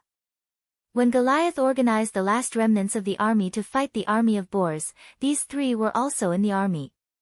Hittite was defeated and Goliath was killed. They were also prepared to fight to the last moment, but were rescued in the melee. Of course, Seagull was going to save Cilia, Elmar was going to save Raphael, and Rulio went together. It was not easy to take these 3 supreme mages away by force, but at that time they were exhausted from the battle and Walter was seriously injured. The 3 divine emissaries suddenly descended from the sky and took them away from the heavy encirclement of Bor's army. Since Amon's divine emissaries intervened, Marduk's divine emissaries would also come forward to stop them. At that time, Amon was in the eternal realm, opening up a lonely space and time to guard Gabriel's recovery, and when he noticed the situation, he immediately asked Gabriel to return to Earth to cover and support the 3 disciples. Gabriel was already a god, and although she appeared on the battlefield, she did not directly intervene in the battle between the 2 sides, and only rescued a few people. It was not convenient for the divine emissaries on Marduk's side to expand the conflict. When Amon returned to the Garden of Eden, Medanzo and Gabriel led the disciples to welcome him. The disciples once again saw Peloponnes, who had helped them build the Garden of Eden, and now had become a true god, the Anunnaki goddess of spring and life, and they all came forward to congratulate her. Peloponnes replied with a smile, "You don't have to call me goddess, maybe it won't be long before I become an angel guided by Amon like you." The Anunnaki gods were already clear about Anu's decision and the fate of the Anunnaki divine kingdom, so Peloponnes said that. But the disciples did not know the inside story, and they all looked at Amon with surprise. After not seeing him for 15 years, they heard such shocking news as soon as they returned. What did Ammonius do to Peloponnes? Amon, however, shook his head and said to Peloponnes, "Don't say that yet, because I haven't done it yet." Then he looked around at the disciples and asked, "Why don't I see Walter?" Raphael had a sad look on his face and sighed. Walter was injured and has not fully recovered for the past 3 years, and he always sits alone in the forest without saying a word. The news of your return to the Garden of Eden was so sudden that everyone was in a hurry to see you and forgot about him. I'll go find him now. Gabriel interrupted, "There's no need to go find him, I've already asked him to come." Amon looked up and saw Walter walking out of the dense forest in the distance, his figure floating close to the ground in front of him, and he knelt to the ground and kissed the soil in salute. This supreme mage was indeed injured, and he had not recovered for 3 years in the Garden of Eden, presumably the pain was more in his heart. He helped Walter up and asked, "Walter, what's your name?" Walter was stunned by Amon's question. This was an idiotic question, of course his name was Walter. He had imagined countless scenarios when Ammonius returned to Earth, and he had countless questions in his heart to ask this god, most of which were about his teacher Goliath, but he never expected that this god would ask such a question. Seeing Walter in a daze, Ammon explained, "I know you are a pure priest, just like your teacher Goliath, who has never married in his life. From the moment he accepted the priesthood, he dedicated everything to the gods and no longer used the family name and title. But you should know that Goliath's faith has long since turned his back on the main god of the shrine, and I'm afraid you are the same now. I want to ask your original name." Walter bowed his head and replied, "My name is Saria." At this moment, a piece of information was suddenly imprinted in his soul, which was the ins and outs of Goliath, as well as the many contents of the conversation between Ammon and Anu in the divine kingdom. Then he heard Ammon's voice whisper, "Saria, I know that the pain in your heart has not yet subsided, and I am also sad for Goliath, but this kind of sadness and regret should not confuse you. About Anu and Goliath, you will understand after you transcend eternal life, and I did not intend to tell you. But seeing you now, I cannot untie the knot in your heart if I don't tell you. Goliath not only hopes that I can guide you, but also hopes that I can merge with the divine kingdom of Anunnaki. This is not a sentence. It is a change of faith. What you are willing to do does not mean that you can do it. If you can accept my guidance, I will call you by this name from now on." Walter looked up and said, "My God, please give me guidance." From today onwards, I am Saria in the Garden of Eden.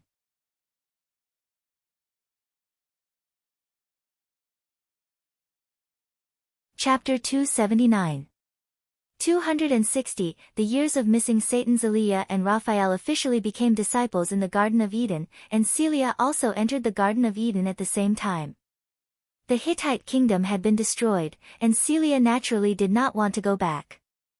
Ammon convened the disciples this time to talk about the latest changes in the situation on the continent, and he was going to Error to kill Seth next, and he did not know how long he would be gone, so there were some things in the human world that had to be taken care of first.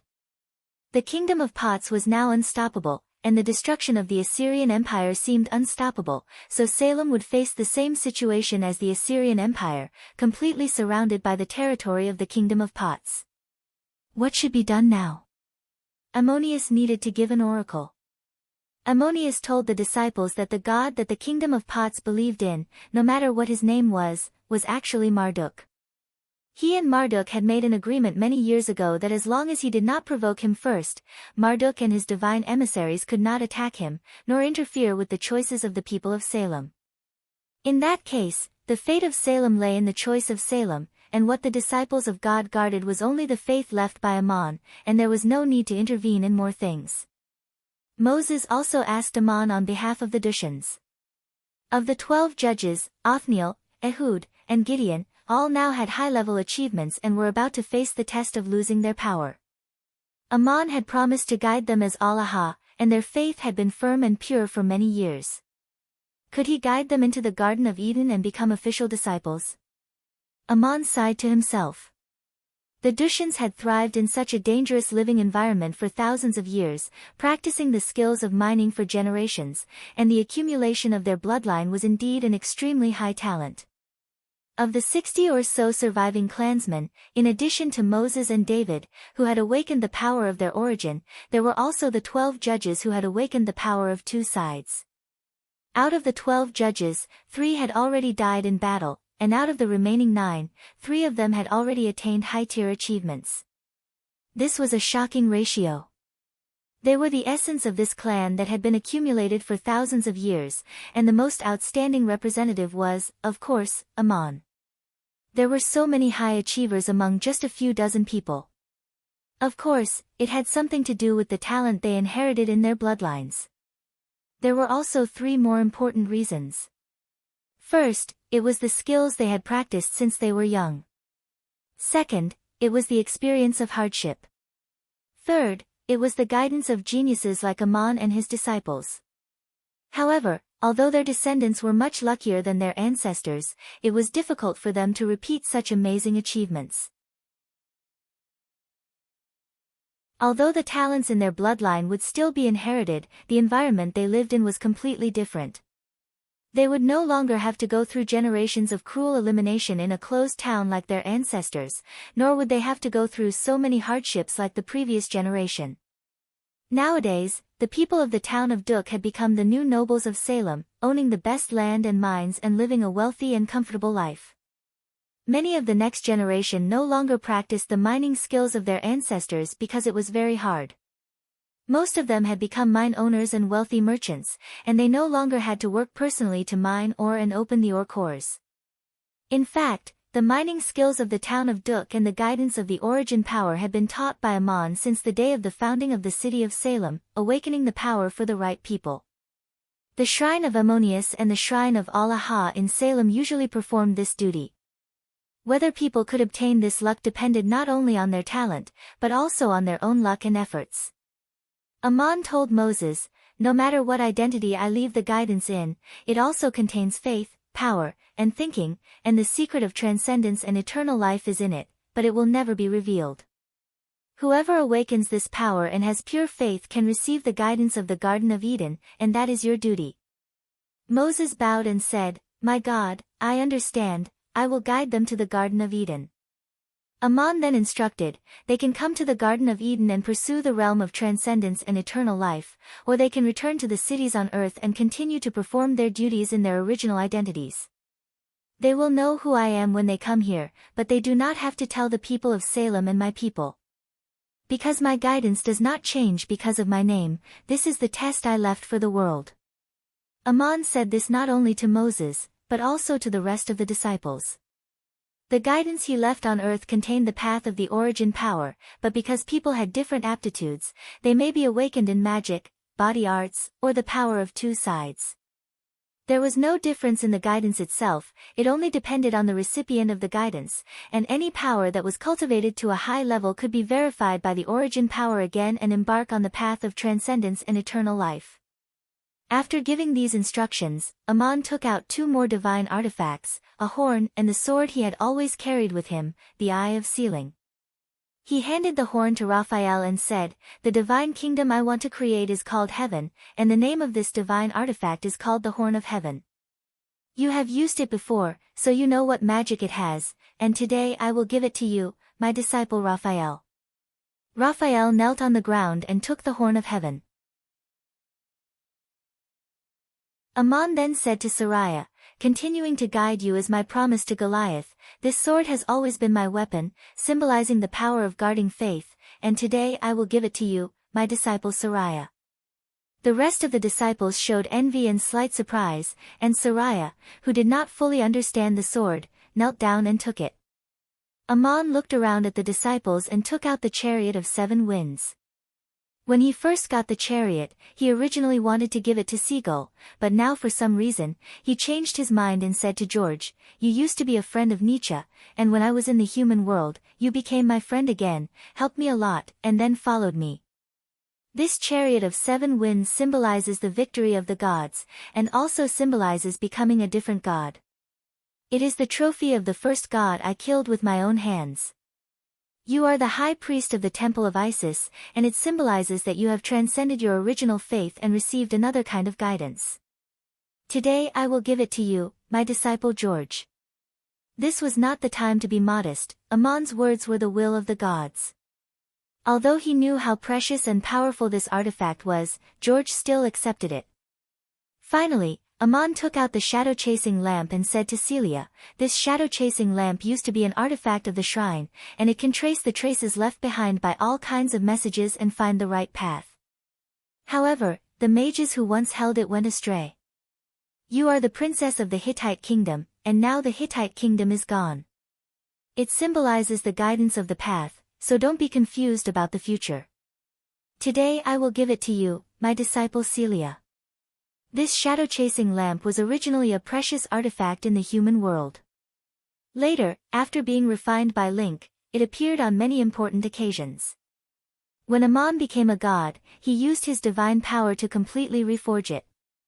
As long as it left a mark on someone's soul, the shadow-chasing lamp would be able to find their traces at any time. It became a divine artifact that could change according to the body and mind. Gabriel already had the Blade of Order, Medanzo had the Key of Fate, Link had Adad's Whip, Raphael had the Horn of Heaven, Kalia had the Eye of Sealing, George had the Chariot of 7 Winds, and Celia had the shadow-chasing lamp. These were all divine artifacts, and some of them, such as the Chariot of 7 Winds, still needed to be refined. Of the remaining disciples, Moses had inherited the iron staff made by Crazy Ol, while Elmar, Rulio, and Seagull, the 3 disciples, Aman had nothing. Of course, the 3 of them would not complain, but Aman smiled and took the initiative to explain to them, "Faith comes with power, and the weapons I give to the disciples will also be holy artifacts to guard heaven in the future, but the 3 of you did not receive them.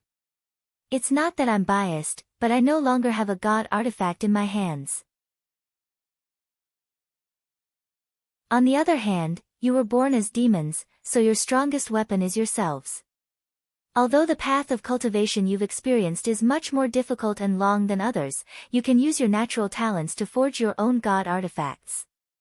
Aman made such arrangements in the Garden of Eden, which meant that he was going to hand over all the affairs of the human world to his disciples.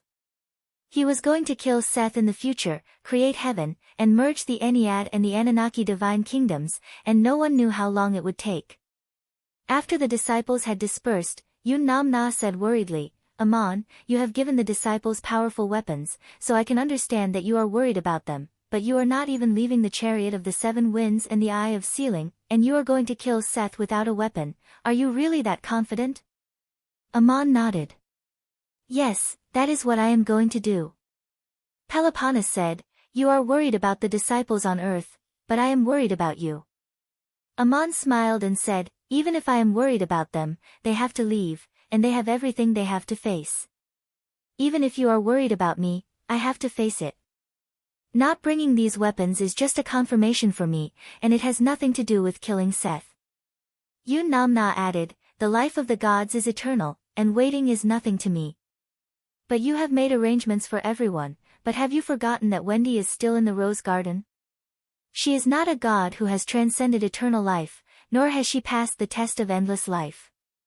Although under the care of me, the goddess of youth and love, she has maintained her youth and is happily waiting for you in the rose garden. If even you don't know how long it will take, shouldn't you go see her first? Amon looked at Yun Namna with a little surprise. I was just about to talk about this matter and go to the rose garden to see Wendy first. I didn't expect you to remind me.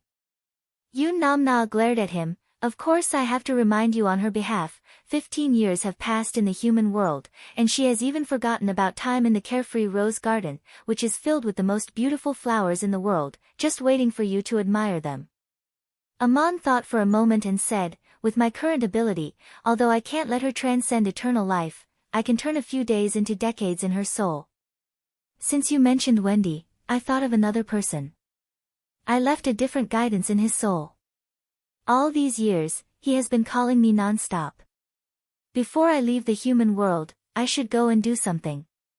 Who was this person Amon was talking about? It was the imperial teacher of Assur, Faust. In the 15 years that Amon left the human world, Faust's status in the Assur Empire was getting higher and higher. In this great empire that was about to decline, the power and prestige he had reached the peak, almost to the extent that he could do whatever he wanted. But the imperial teacher did not get what he wanted. In his heart, he did not even get anything. With the invasion of Pots, the decline and even destruction of the Assur Empire seemed inevitable, but Faust's status and prestige rose with the decline of the Assur Empire. People even saw him as the last hope to save Assur, which made Faust feel the greatest entanglement and depression in his life. His experience and fate all these years had to be told from the beginning. Faust received Satan's guidance and could make himself younger and more handsome, and he did it very cleverly. After returning to the capital of Nepal, every time he appeared in public, there was only a slight change in his appearance. The white hair on his temples gradually turned gray, and the wrinkles on his forehead gradually became shallow. People could see the miracles that happened to the imperial teacher, but it was not too abrupt. 3 years later, the wrinkles on the imperial teacher's face had smoothed out, and his hair had become black and shiny, but there were a few strands of silver at his temples that symbolized wisdom. Not only had his appearance become younger, but he had also become handsome with a hint of might, with a hint of elegance in his might. With Faust's age and experience, he naturally would not be foolish enough to change his appearance into that of a young man. Instead, he displayed his youth and vigor, yet still had the bearing that a sage imperial tutor should have, which made him appear extremely charming. Gradually, a song spread among the people of the Assur Empire. Who is the most knowledgeable person in the whole empire? Of course it's Faust. Who is the most powerful person in the whole empire? It's also Faust. Who is the most handsome and charming person in the empire? It's still Faust. This was a miracle. Only with the blessing of the gods could such a thing happen. Although the supreme warriors could maintain the strength of their bloodline, and the supreme mages could maintain their energy, which allowed them to live longer and appear younger than their actual age, no one had ever heard of anyone having the power to restore their youth. But Faust did it, and he became the idol of the Assur Empire. People worshipped him, respected him, and even loved him. There was no shortage of handsome men in the world, but Faust was the imperial teacher, the most knowledgeable person in the empire, the high priest with the highest achievements in magic, and at the same time, he also had such charm. The significance of him became completely different. Because of this, his reputation was even higher than when he was risking his life for the empire, which made people speechless.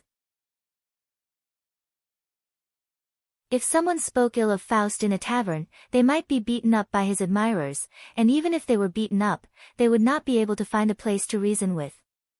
This was not a joke, but the reality of the Asur Empire today. Faust's status was already the chief high priest of the empire, second only to the empress, and his prestige could not be any greater. People believed that the imperial teacher had mastered the highest achievements in the world, and was favored by the gods. He was chosen by the gods in the world, and was a role model for the people of the world. With Faust's charm, he might be able to conquer any girl in the empire and move the hearts of all women, but there was one exception, and that was Empress Samir. On the surface, Samir was a 9th-level supreme warrior, but she also understood the power of the origin. It was just that she focused on the practice of martial arts, and in front of the world, she appeared as a supreme warrior.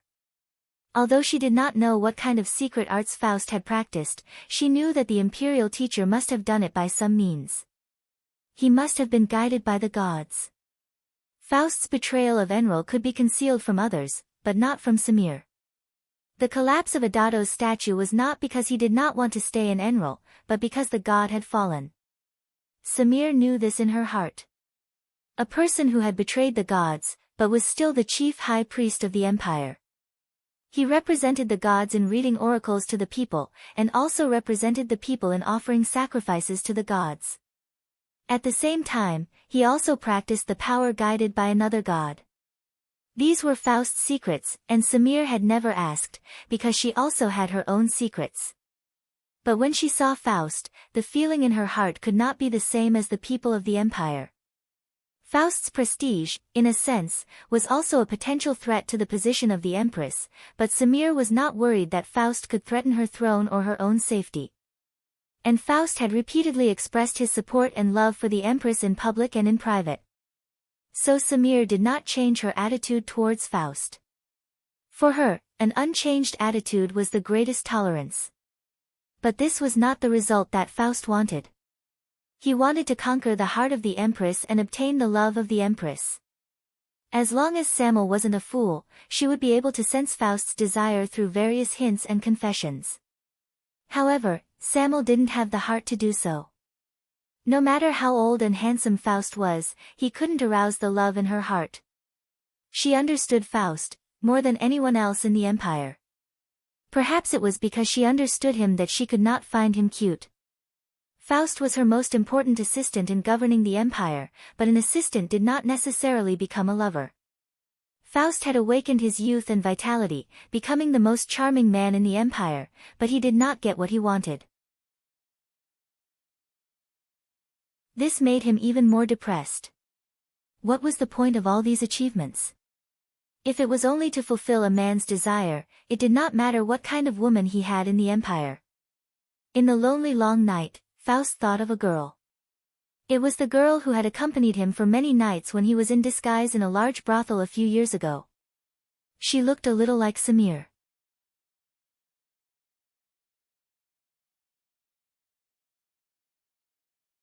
Chapter 280. The girl had long since left the brothel. Faust had disappeared after injuring someone in the brothel. The person he injured was a young officer who had just returned from the front lines. The soldiers who came to seek revenge couldn't find Faust, so they went to the brothel. They smashed the door, tore down 2 of the rooms, and injured several guards. The brothel was the property of the Alpha family, the prime minister of the empire. The incident happened during the state funeral of Emperor Shinnok, so the officer who caused the trouble was severely punished. Due to his military exploits, he wasn't thrown into prison. Instead, he was demoted and had to pay a large sum of money. This was more or less an opportunity for the Alpha family to establish their power. The impulsive officer became the unlucky one, and the girl was also implicated. The girl spent a large sum of money to help the officer compensate. This money was the parangons that Faust had generously given to the girl. The girl left the brothel, and it was said that she was going to marry the officer who had been demoted. This could be considered a good ending. However, the officer didn't marry her. Or rather, he didn't have the time to marry her. He accepted the girl's money and brought her home. He was immediately sent to the front lines. This officer was a 6th-level warrior. Although he had lost his position, he still played an important role on the battlefield. He was highly regarded by the commander of the corps. He continued to command a squad of cavalry, and if he made contributions, he might be able to restore his glory. The officer went to the front lines, and the girl stayed at the officer's house. No one knew if the officer truly wanted to marry the girl, but he did take a large sum of money from the girl to escape prison. He also agreed to marry her. The girl paid the officer for the loss of the brothel, and the remaining half was given to the officer to support his family so that he wouldn't have to worry about his family at the front lines. This officer was born in a low-level noble family without a title or a fief. His family situation was very similar to Metatro's in the past. His father had passed away, and there was only an old mother and a group of servants at home. However, the officer's family, especially his mother, disliked the girl. After the officer left, the old lady didn't treat the girl as a daughter-in-law. She was treated worse than the maids in the family. Even the servants often humiliated and bullied her under the connivance of the mistress. The reason was very simple. The old lady believed that it was because this prostitute had bewitched her son, causing him to commit a crime and even lose his official position. The girl was the main culprit behind all this. At first, it was because he needed the girl's money to get his son out of prison, so the old lady could not oppose his son's decision. But when the matter was over and the officer went to the front line, how could the family give the girl a good face? How could the old lady be willing to let her son marry a lowly prostitute? Her beauty was also a sin. With Faust's status and means, it was naturally not difficult for him to find out the girl's whereabouts. He could also sneak into the military officer's house to see her without alerting anyone. Only now did the sage imperial tutor know that the girl's real name was Maganlii. The next time Faust saw Maganlii, it was early winter. There was a small breeze blowing in the backyard, and a large wooden tub was piled full of dirty clothes. The girl was sitting beside the wooden tub, washing clothes with her head lowered. Her beautiful hair was wrapped in a worn-out headscarf, and a strand of hair hung on her forehead, shaking rhythmically as she vigorously scrubbed. Her face was still beautiful, and her skin was still so white and delicate, but it could not hide her haggard expression. Her hands were red from the cold water, and many parts of them were cracked. Faust stood opposite the wooden tub and looked at her quietly. An indescribable sadness welled up in his heart. Was it him who caused her to suffer such a fate? But she had never seen Faust, and the incident a few years ago had never happened. So what? Maganlii was weak and kind, otherwise she would not have used her own money to save that officer who caused trouble. But the abuse she was suffering at the officer's house could not be said to be without reason. The officer's mother's way of thinking was normal. If she wanted to lament, she should lament the world. As powerful and knowledgeable as Faust was, wasn't his heart also filled with regret and helplessness? Faust hid his figure and was sighing. A servant walked into the backyard and threw another bedsheet into the wooden tub. He shouted at Maganlii, "Why are you washing so slowly? It's almost dinner, and the work in the kitchen hasn't been done yet. This is not the comfortable life you had in the brothel, where you could make a living by selling your smile. Be more diligent." Maganlii did not speak. She silently soaked the bedsheet in the cold water and continued to scrub the pile of clothes. Suddenly, a drop of something warm fell on her cracked hand. It turned out that she was silently crying. Maganlii raised her arm to wipe the corner of her eyes with her sleeve, but her movements suddenly froze. She stared blankly ahead with her mouth agape, because Faust had revealed himself. A man suddenly appeared in the yard like a ghost. Maganlii was frightened, but when she saw the man's face clearly, she was stunned. Faust used spatial magic to cover his voice and said softly, "Maganlii, don't be afraid. I've come especially to see you. Do you still remember me?" The girl finally shouted, "Lord Sage Imperial Tutor, you are Sage Imperial Tutor Faust. Who in the Empire doesn't know you? I once saw your face from afar during the sacrificial ceremony. Even in my dreams, I didn't expect you to appear in front of me. Could it be that you have heard my prayers and calls to the gods? You must have heard them. People say that you are the emissary sent by the gods to the human world, that you possess omnipotent miracles. Lord Sage Imperial Tutor, did the gods hear my calls and let you appear here? Faust's appearance had already changed. Maganlei didn't know that the Faust in front of her was the one who brought her misfortune in the past. She didn't even dare to think about it. But she knew the Faust of today. She had seen the most charming man in the Empire during the sacrificial ceremony. Faust was always the center of attention in any sacrificial ceremony. People made him more and more miraculous. Faust felt somewhat sorrowful. He asked in a pleasant tone, "What kind of prayers and calls did you send to the gods? During the Empire's sacrificial ceremony, you should have been standing very far away from me, only able to see me from the plaza the moment I walked out of the shrine. How could you remember my appearance so clearly and be so certain with a single glance?" In front of Faust, Maganlei didn't know why she completely opened up her heart and was willing to reveal the secrets in her heart. She stood up in a somewhat flustered manner and wiped her hands on her apron. She took a few steps back and knelt on the ground. She bowed and said, "In front of you and the gods, I dare not hide anything. A few years ago, I was a prostitute in the city of Niue. There was a guest who liked me and asked me to accompany him every day. However, I angered another guest, the son of the current family's mistress. He is a general." Maganlei simply narrated what happened in the past. In the end, she explained in fear and trepidation, "I once heard people mention that the missing guest looked a bit like you, Sage Imperial Tutor. I was also very curious. 2 years ago, I had the opportunity to see you from afar during the sacrificial ceremony of the Empire. Since then, whenever I have the opportunity to go out and participate in the various sacrificial ceremonies of the Empire, I would look at you from afar. That's why I remember your appearance very clearly. I confess all of this to you. Please forgive my offense and blasphemy. I only came out of curiosity." Faust asked again, "I'm already in front of you. Please take a good look at me. I am that person." The girl lowered her head and didn't dare to look directly at him. She prostrated on the ground and said with a trembling voice, "Sage Imperial Tutor, the omniscient gods must have sensed the disrespect in my heart. Are you here to punish me? I have indeed blasphemed you. How can I forgive my sins?"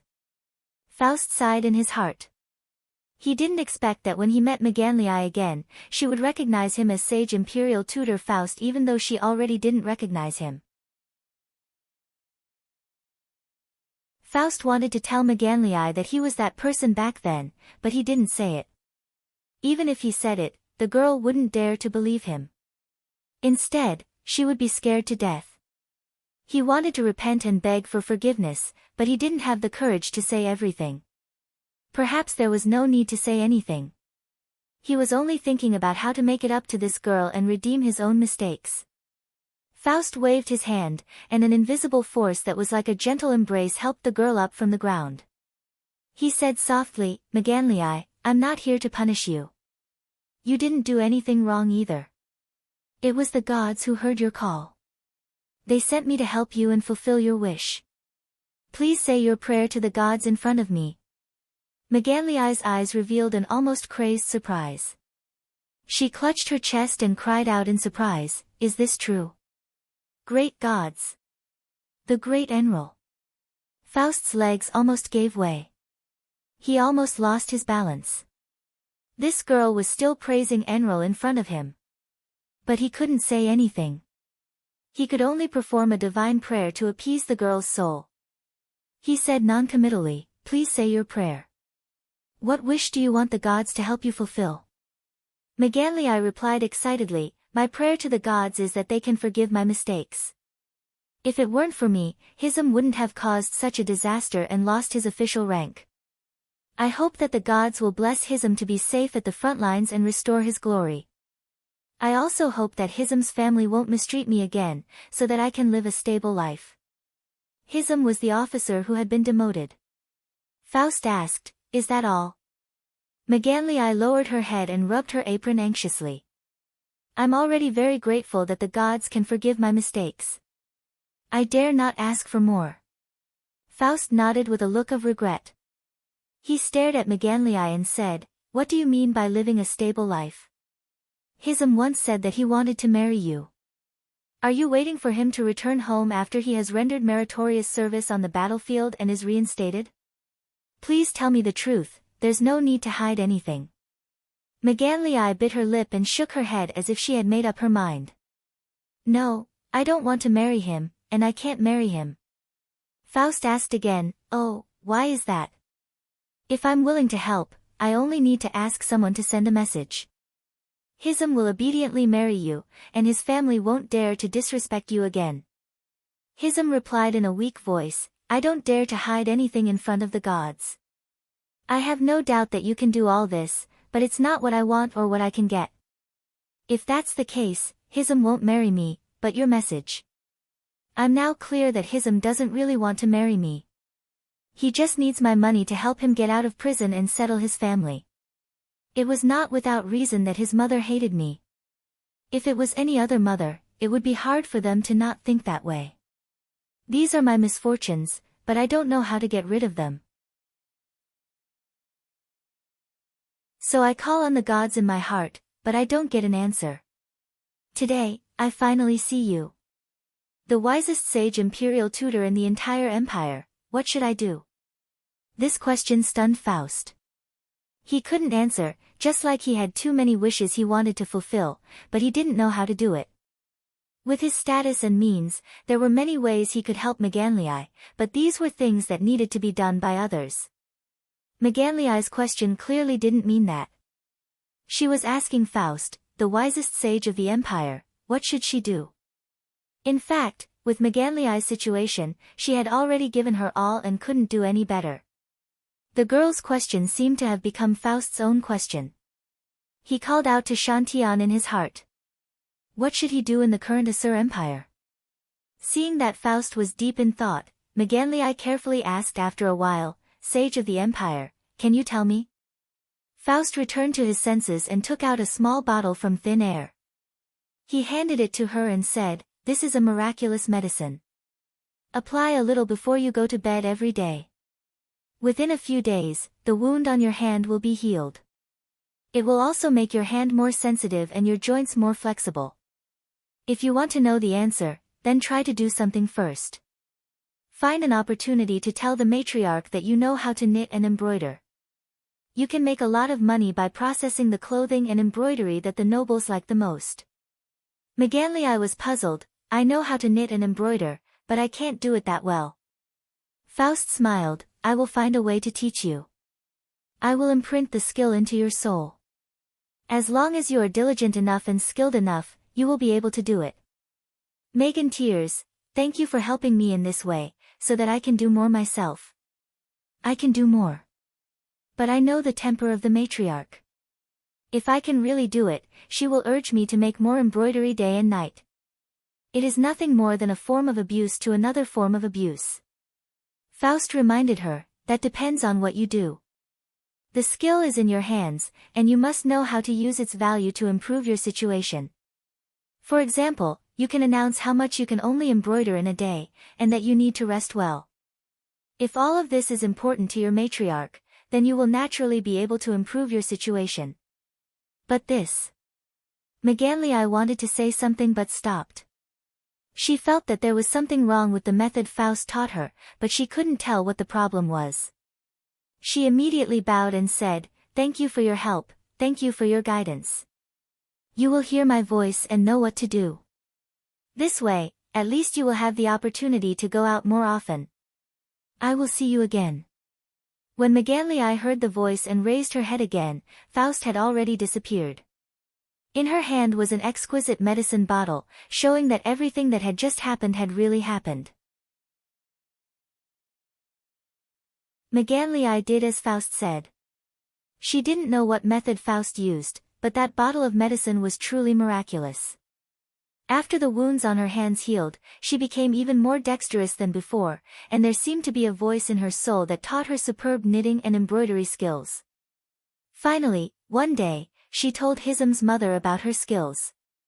At first, the old woman scolded Maganlii for being whimsical, but when she heard that her skills could make a lot of money, she was tempted and allowed Maganlii to give it a try. However, Maganlii had to remove all the materials herself from the shop, and she had to sell the embroidery in the shop herself.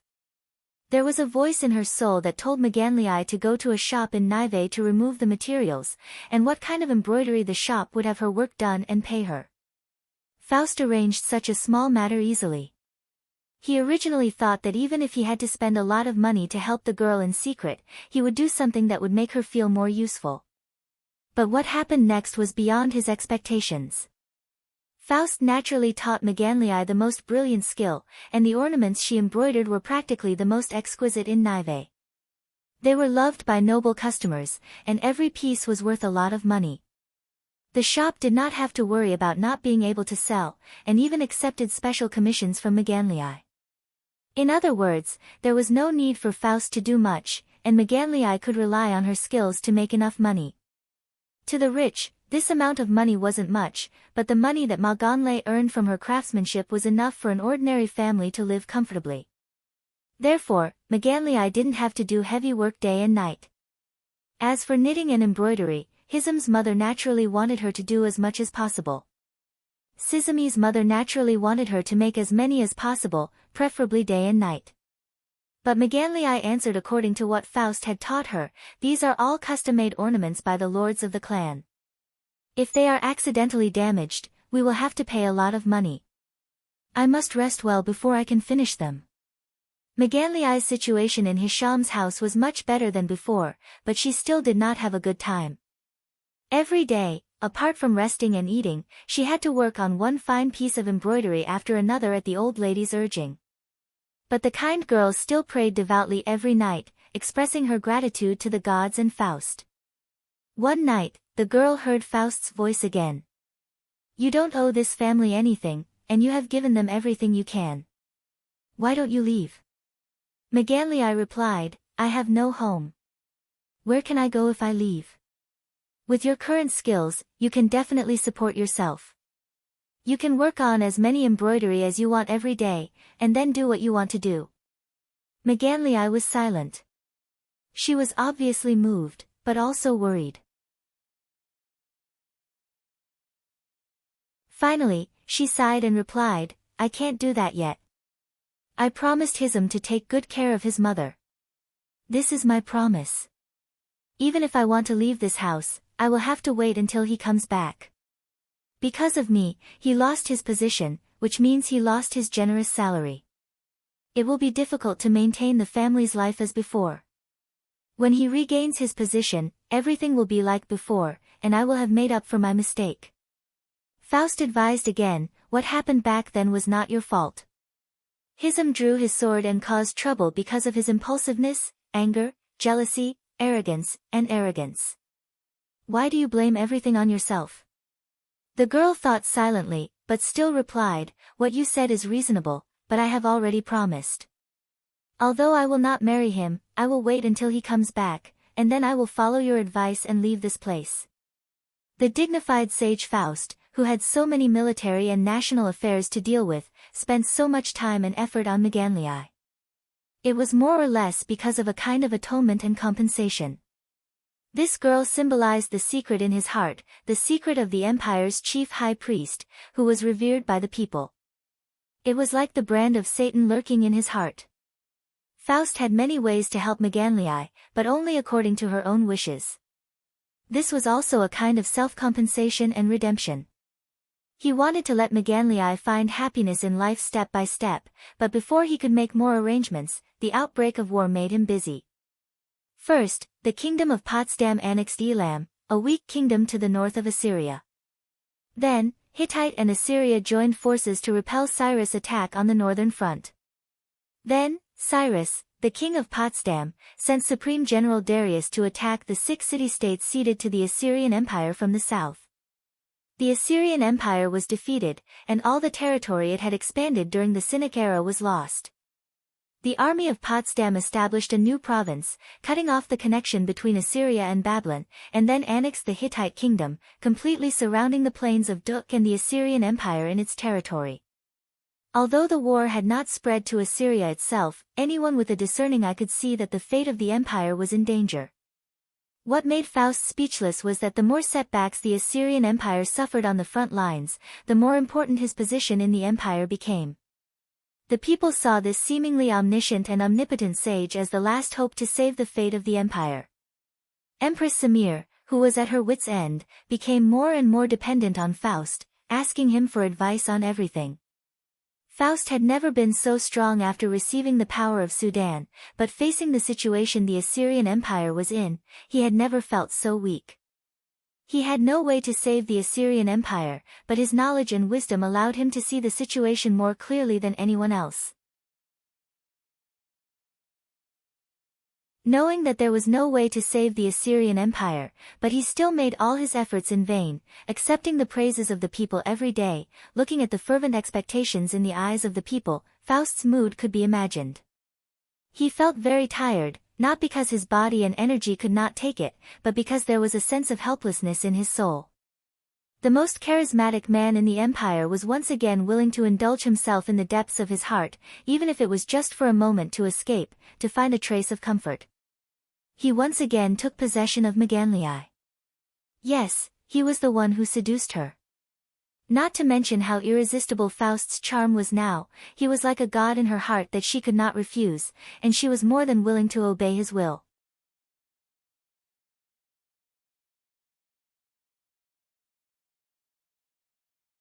Chapter 281. When Faust took her, Maganlii's whole body trembled. She never dreamed that the sage imperial tutor would do such a thing, but he did. She was willing from the bottom of her heart. Maganlii even felt a sense of sacrifice. She was willing to make Faust happy. One day, she asked Faust, "There are more and more rumors in the capital, but the news from the front lines is getting less and less. Is the empire in a difficult situation? Perhaps I shouldn't ask you, but I always feel that there is a layer of worry in your eyes." Faust caressed her soft body and said, "Yes, the empire is in a difficult situation. People place their hopes on me, but I don't know how to face their gazes. Only with you can I feel relaxed, as if I don't have to think about anything for a while. Life is short, why not let us find happiness together?" Maganlii hugged him and answered the question with her body. Faust felt that he had fallen, and he tempted Maganlii to fall with him. This made him feel even more conflicted, but he was also addicted to it. Maganlii often went out to meet with Faust, and every time she returned home, her face would have a strange blush. As the days passed, the girl also became a charming young woman, but she still maintained her youthful charm. It was like a miracle. This caused the neighbors to talk about it, and gradually, there were rumors that Maganlii had a man outside. Hisham's family vaguely heard some rumors, but before they had time to investigate, the bad news came. Hisham had been killed on the battlefield. The news was brought back by wounded soldiers who had withdrawn from the front lines. The Assur Empire had lost 6 newly conquered towns in the south, and the situation at the front lines was very chaotic. The official news and compensation from the imperial military had not been sent to Hisham's family, but his comrades who had returned to Nineveh told his family that Hisham had died in battle. Maganlii was very sad, but at the same time, there was a trace of inexplicable relief in her heart. She was finally free. Now that Hisham was dead, she could go meet with Faust without any more burdens. She told this news to Faust, and asked him to give her a bottle of magic medicine, because Hisham's mother was very sick. The old lady who had mistreated Maganlii fell ill after hearing about her son's death. No doctor could save her life. Faust had given Maganlii a bottle of a very powerful medicine, which not only quickly healed the cut on her hand, but also made her hand more nimble. In Maganlii's heart, Faust was like a god, and there must be a medicine that could save the old lady's life. However, Faust told Maganlii that there was no divine medicine in this world that could make mortals not die. The old lady was old, and her body and mind had suffered heavy injuries. Her life was about to be extinguished, and no one could save her. Even the gods were powerless. Megan begged Faust with tears in her eyes. Even if she could not save the old lady's life in the end, she did not want to see her in so much pain as she waited for death to come. There must be a medicine that could make the old lady feel comfortable and forget her pain. Faust thought for a while and told Maganlii to come back in 2 days. 2 days later, Faust gave Maganlii a bottle of medicine and a small spoon, and specially warned her, according to your request, this is the most effective medicine in the world, it can make the body comfortable and not feel pain. However, it cannot cure the old lady's illness, it can only make her feel no pain until death comes. You must make it clear that she can only take it once a day, and only 1 spoon at a time, otherwise it will be harmful. Faust was, of course, the best potion master in the Asur Empire. He gave Maganlii a strong analgesic, and at the same time, it had the magical effect of anesthesia and soothing the soul, and could even stimulate the potential of a person's life.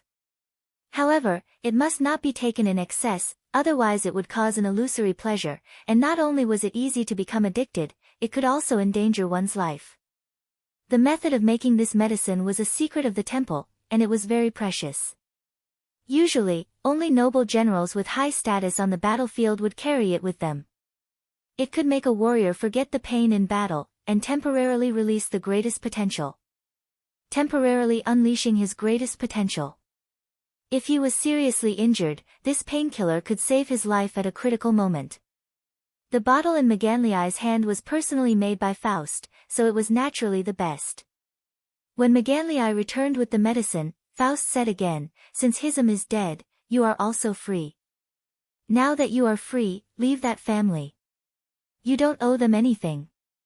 If you are still worried about other things, I can order for Hism to be posthumously awarded the title of nobility, and give his family a generous pension. Maganlii snuggled in Faust's arms, almost speechless with gratitude. Finally, she raised her head and said, I am willing to give everything for you, as long as you are happy. But after I leave Hism's house, where can I go? Faust replied, I bought this house for you. With your craftsmanship, you can definitely support yourself and live a good life. Isn't this what you want? Unfortunately, I'm very busy these days, and I'm afraid I won't be able to see you for a while. Maganlii placed her hand on his chest and said, Sage, you are not only my god, but also the hope of the entire Asur Empire.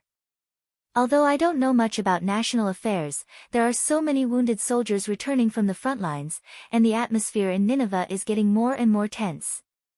The whole empire must be in danger. Please don't delay national affairs because of me. I'm very grateful that you gave the order to compensate Hism's family, but if the Asur Empire no longer exists, such an order will be meaningless. The Asur Empire was indeed in danger. The territory that Emperor Shinnok had expanded had been taken away, and the remnants of the front lines had retreated. The new nobles who had once migrated had now returned. How to accept and settle this group of people was the biggest headache for Asur at present. If it was not handled well, there would be chaos. Samir sent Faust to the front lines to reorganize the remnants of the army, accept, pacify, and deal with the refugees who had returned to the country. Only the sage could do this well. Faust was busy at the border for many days, and finally managed to deal with the situation. Samir urgently summoned him back to the capital to discuss something important. Faust then rushed back from the border to Nineveh to see the women. The years had made Samir more mature, but her charm was still there. She had a special temperament that had always attracted Faust. No matter what situation she was in, she seemed to be so strong. But Faust knew very well how much patience and helplessness this seemingly resolute supreme warrior had experienced. Thinking back to the time when she was unwilling to marry Shinnok, but she still married him. She may not have wanted to become an empress, but she still ascended to the throne. Now that the Asur Empire was in a precarious situation, Faust hoped that Samir could show him the soft side of her heart, so that he could cherish and comfort her. But Samir's expression was still so calm and composed. Since Shinnok's death, the empress had never shown any warmth, even when they were talking about critical matters.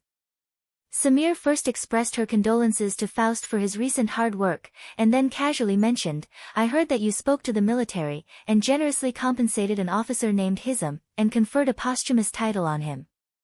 Faust replied with some surprise, "Your Majesty is actually concerned about such a small matter. Is there something wrong with my handling?" Samir shook his head and said, "There is nothing wrong with it. The soldiers who sacrificed themselves for the country should be given good treatment, not to mention the people you care about, Lord Imperial Tutor. Compensating one person is easy, but there are so many dead and wounded soldiers. The families of the dead need compensation, and the wounded need treatment and care. At present, the treasury is empty, and there is not enough. Does Lord Imperial Tutor have any way to solve this urgent problem?"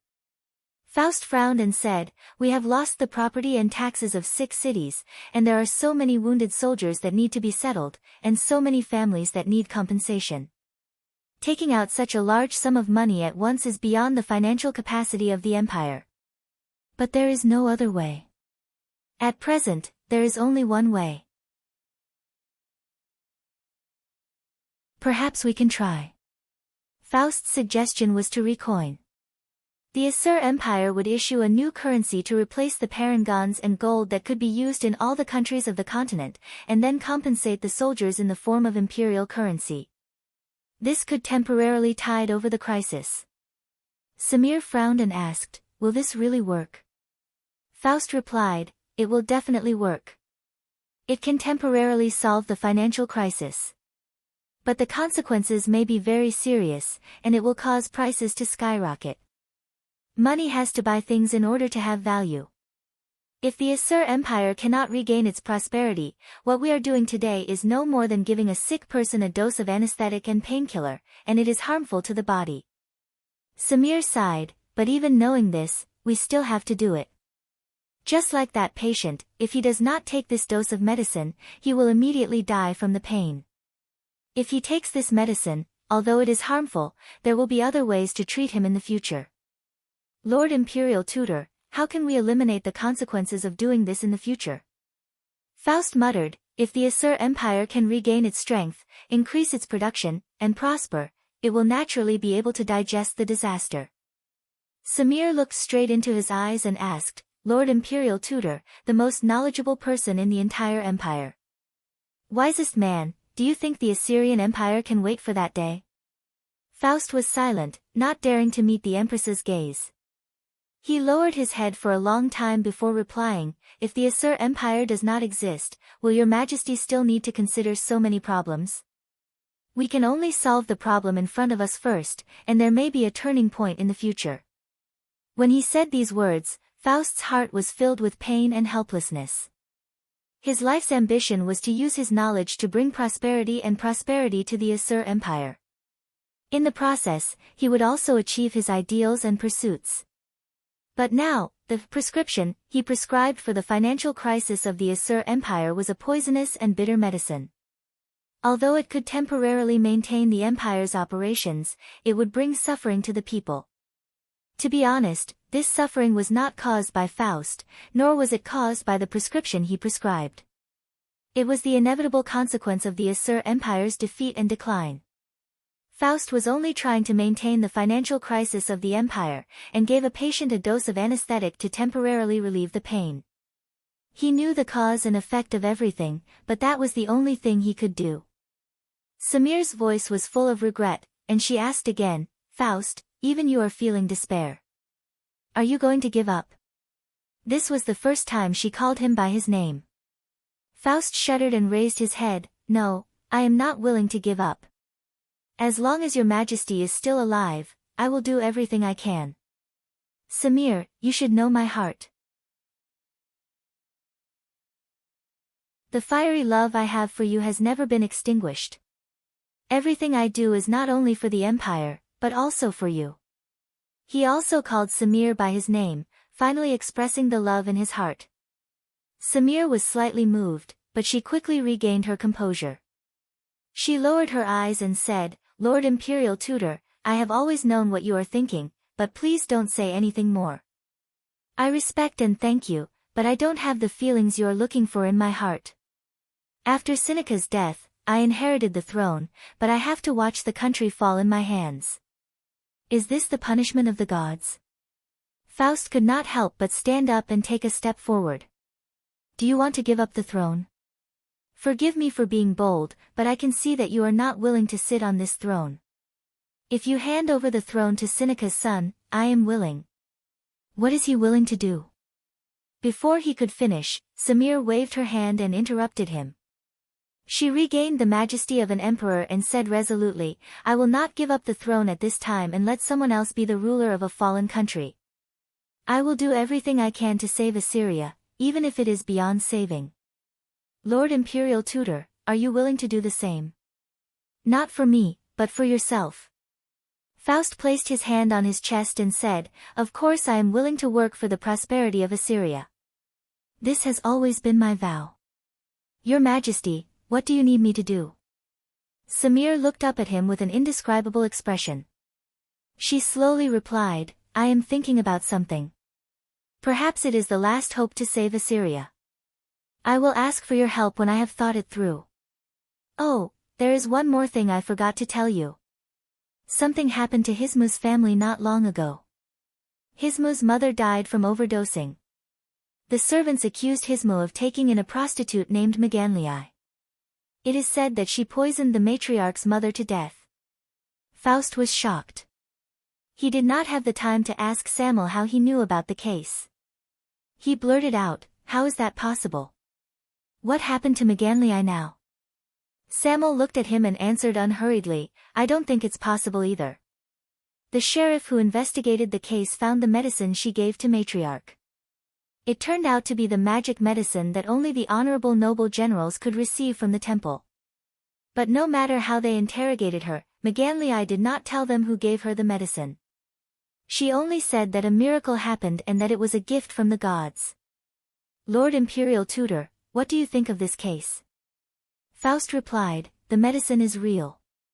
The girl would never poison the old lady. It should be the old lady who took the medicine improperly. Your Majesty, you seem to know something about me. I was the one who gave her the medicine. Samir retracted his gaze and nodded. I see. Maganlii is still in prison. Since the Lord Imperial Tutor has said so, she is innocent. You have just returned from the front lines and must be tired. There are still many personal matters to deal with. Please leave. Why did Maganlii refuse to say Faust's name? Because she could not explain why Faust gave her this precious magic medicine. During the war, this kind of medicine was prohibited among the people. It was specially provided by the temple to the high-ranking military generals. She used to be a prostitute. Hisham was convicted of causing trouble for her and later took her home. Although Hisham did not marry her, in the eyes of others, she was undoubtedly Hisham's woman. Even if she was just an abused maid in Hisham's house, she was still Hisham's woman. The sage state teacher Faust, who was revered by tens of thousands of people in the empire, had actually schemed to get close to her and hang out with a woman like her. No matter if she had seduced him or he had seduced her, this was a serious blow to Faust's prestige and reputation. Even if Maganlii said it, no one would dare to believe it. Moreover, Maganlii was full of gratitude to Faust. Why would she hurt his reputation? Faust left the palace and returned to the divine temple. He immediately ordered someone to summon the security officer of Nive city and let Maganlii go. Since Faust had said in front of Queen Samir that the medicine was given by him, there was no need to hide it from the sheriff. However, his explanation was very dignified. In the temple, the sage imperial tutor happened to hear Maganlii's prayer to the gods. The girl prayed to the gods for the mother of a soldier who had died in the war. She hoped that there would be a magical medicine that could soothe the old lady's pain. Faust was moved and gave the girl a bottle of medicine. He told her what to pay attention to when taking the medicine. The girl could not have poisoned the old lady. It was the old lady who broke the taboo when she took the medicine. Maganlii was acquitted. In fact, she had already explained to the sheriff that the old lady felt very comfortable after taking the medicine. She did not listen to the sheriff's warning and secretly took more of the medicine. The more she took, the better it felt. The old lady could not help but take a few spoonfuls every day. In the end, she lost her life. Hism's mother was already so ill that she didn't feel any pain. However, if she took too much, she would die even faster. The sheriff knew that if no one had accused her, he wouldn't have charged McGanley with a crime. There were two main reasons for detaining the girl in prison. One was that Hism's family would not let her go. The other was to find out the origin of the forbidden medicine. As soon as Faust spoke, the sheriff naturally did not dare to say anything else. He could only praise the sage imperial tutor for his compassion and virtue. He then immediately rushed to the prison to release McGanley. Faust felt very sorry. The medicine he gave the girl out of kindness had almost killed her. He also knew why McGanley had insisted on not saying Faust's name during the interrogation. He was filled with gratitude. The poor girl still did not know that Faust was the one who had injured Hism and disappeared.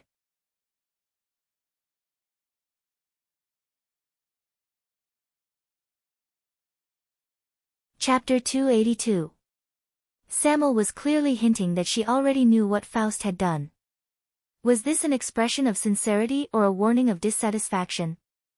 If the Empress really did send experts to investigate Faust's whereabouts, what was the reason? Did she care about him, value him, or guard against him? But if Samuel was hostile, she wouldn't say it out loud.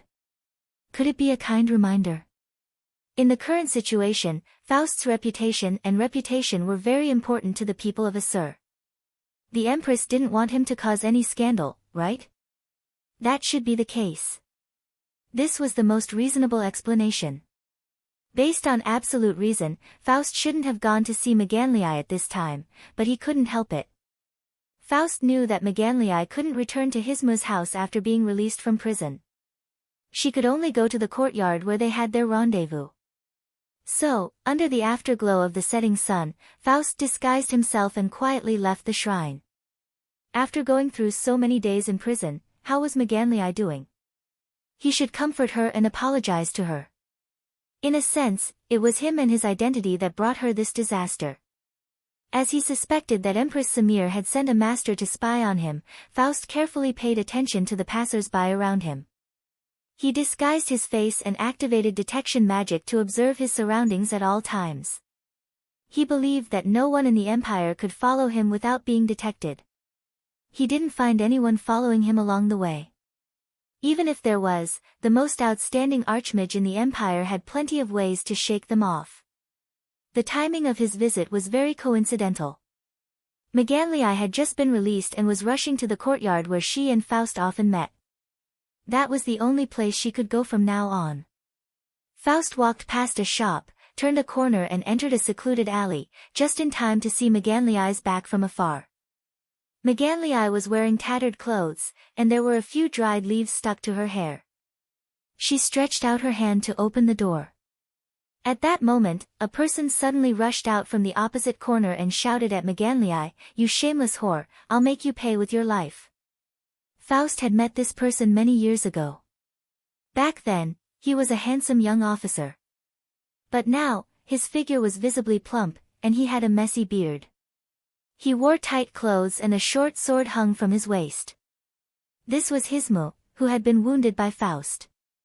Why wasn't Haim dead, and why was he here?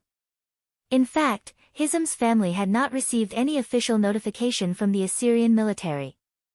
They had only heard from the wounded soldiers who had returned from the battlefield that Hism had been killed. He fell off his horse in the chaos and fell into the enemy's formation. Everyone thought he was dead. When the army was defeated, everything was in chaos. No one expected him to escape from death. Faust had sent word to Hism's family and conferred a posthumous title on him, but the man did not die. This misunderstanding was a little shocking. Perhaps it was because of this that the military or Empress Samir paid attention to it. As soon as Haim returned to Nineveh, he heard the bad news about his mother. His family told him that McGanley had given his sick mother a poisonous medicine. Haim couldn't believe this was true. Why would Megan Lay do such a thing? Another kind-hearted neighbor told him about the recent rumors that Megan Lay had a lover outside and often went out to play with him. It must be that man who ordered Megan Lay to poison Haim's mother. She wanted to take revenge for her mistreatment and elope with that man. Because everyone thought that Haim was dead, if his mother had also died, the servants of the family would have scattered to find a way out. The grief-stricken Haim immediately rushed to the magistrate's office to inquire about the case. But as soon as he saw the officer, before he could ask about the details of the interrogation, he heard that Megan Lay had been acquitted. Haim immediately rushed to the prison to find Megan Lay. He wanted to kill her with his own hands. If he still had some affection for Megan Lay in the past, now he hated her to the bone. From Haim's point of view, it was because of her that he had drawn his sword in anger and almost ended up in prison.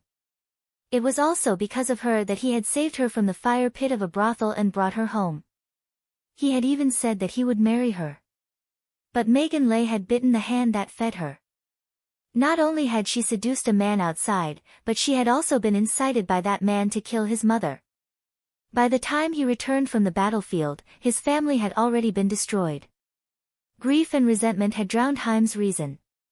He wanted to find Megan Lay to settle the score and find that man. He wanted to make the adulterous couple pay for what they had done. In his anger, Haim still retained a trace of sobriety. He knew that after Megan Lay was released from prison, it would be impossible for her to return to her original home. If she wanted to find a place to stay, it would be to find that man. This was the clue he was looking for. With a sharp blade hanging on his waist, Haim quietly followed Megan Lay from the entrance of the prison to this secluded alley. He finally knew her destination. This should be the man's home. When Megan Lay was about to open the door, Haim finally couldn't bear it and rushed out. He wanted to grab Megan Lay on the spot, kick the door open, and interrogate this adulterous couple. He couldn't let either of them go. Never in his wildest dreams would he have imagined that Faust would appear at the other end of the alley and cast a detection magic. Faust saw Haim fiercely rushing towards Megan Lay, and couldn't help but panic. The distance was too far, and Megan Lay was between him and Haim. Faust was afraid of hurting Megan Lay by accident, so he used the simplest method. He cast air element magic from a distance, and an invisible force wrapped around Haim's figure like a whirlwind, sweeping him away. Get out! Fortunately, it was Faust. If it had been anyone else, they would not have been able to stop Haim in time. Faust knew that Haim was a 6th-level warrior, and it had happened suddenly, so he used a lot of force. Haim didn't even have time to pull out his sword before he was sent flying. The back of his head hit the corner of the alley, and he fell to the ground without a sound. Megan Lay didn't see Faust at the other end of the alley. She screamed in horror when Haim rushed over and suddenly flew away. Faust was about to go over when he suddenly noticed a large group of people coming from the other end of the alley. A voice shouted, "What happened? Who is that on the ground? Why is he carrying a sharp weapon in the capital?" Hearing this voice, Faust was shocked. It was the captain of the palace guards, the supreme warrior Crips. Recently, because of the defeat at the front line, rumors were flying everywhere in Nive, and with so many defeated soldiers returning, the security of the capital was very tense. Samir had sent the palace guards to cooperate with the garrison to strengthen the patrolling force. Crips was also one of the main generals in charge of patrolling the city. How could it be so coincidental that Crips led his guards to patrol the city? If it had been an ordinary guard, Faust would have been able to settle the matter here without leaving a trace. But with Crips present, Faust couldn't do so. If he openly showed up and went all out, of course Crips wouldn't be Faust's match. But Faust had come in disguise, and it was impossible for him to cover up what had just happened without revealing his identity. For example, he could knock out all the patrolling soldiers and take away Megan Lay, or get rid of Haim without leaving a trace. It all happened so suddenly that Faust didn't have time to react.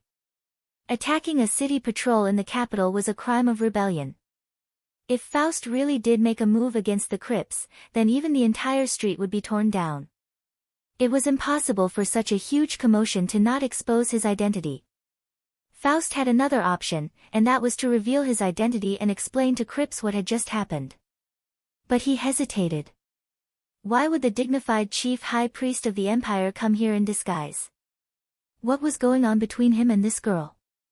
And why would Faust make a move on Heim? No matter how hard Faust tried, he would not be able to explain it clearly. If everything was made clear, it would be the most absurd scandal in the imperial capital. It would greatly damage the reputation of the sage imperial tutor, and it would even affect the prestige of the imperial shrine. While Faust was hesitating, Crips had already rushed into the alley with a group of guards. Someone bent down to check on Heim's situation, and Crips was already shouting at Megan Lay. Just at this moment, a melodious bell suddenly rang out from the direction of the palace. The rhythm was very special and very concentrated, and it rang many times in a row. A patrolling guard asked Crips, "My lord, what's with this bell?" Crips replied, "That's the signal for His Imperial Majesty to summon all the important ministers of the capital to the palace. It seems that something big is about to happen, or that His Imperial Majesty has an important order to issue. Our duty is to patrol the city. Continue to patrol the city and don't make any mistakes. Everyone, be extra vigilant." Faust hid himself and glanced at the alley. Finally, he stomped his feet and turned to rush to the palace. The signal from the bell was very urgent. There must be an important military matter, but it had to happen at this time. The bell gave the hesitant Faust the best reason and excuse. He didn't leave on purpose, but he had to leave because of the bell's summoning. History seemed to have gone through another cycle. Back then, Faust had quietly left after injuring someone in a brothel. No one knew his identity, and no one could trace the whereabouts of the assailant. All that was left was the lonely and helpless Megan Lay. But today, he had sent Heim flying and smashing him into a corner. Just then, the patrolling guards had arrived, and Faust had quietly left again. It was already dusk, and the sky was gradually darkening. The city of Nineveh was lit up with specks of light.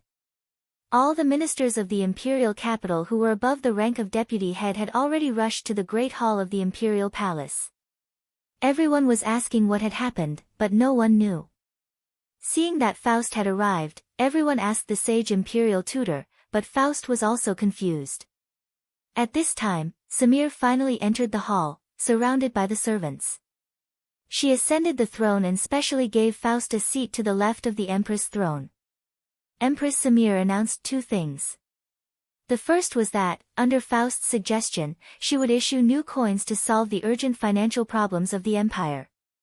The second matter shocked all the officials. Empress Samir ordered Seneca's son to oversee the country and appointed Faust as the regent. As for the Empress herself, she had to leave the royal capital to personally patrol the borders and reorganize the army. Now that Hittite had been destroyed, and the Assur Empire was surrounded by Pots, the next battle would happen sooner or later. No one knew when Cyrus would attack Assur, but they couldn't just wait for death. They had to be prepared. At this time, Empress Samir would personally patrol the borders and reorganize the defeated legions. This was the last resort to boost morale and save face. Samir would personally go to the borders, leaving Seneca's son to oversee the country and appointing Faust as the regent.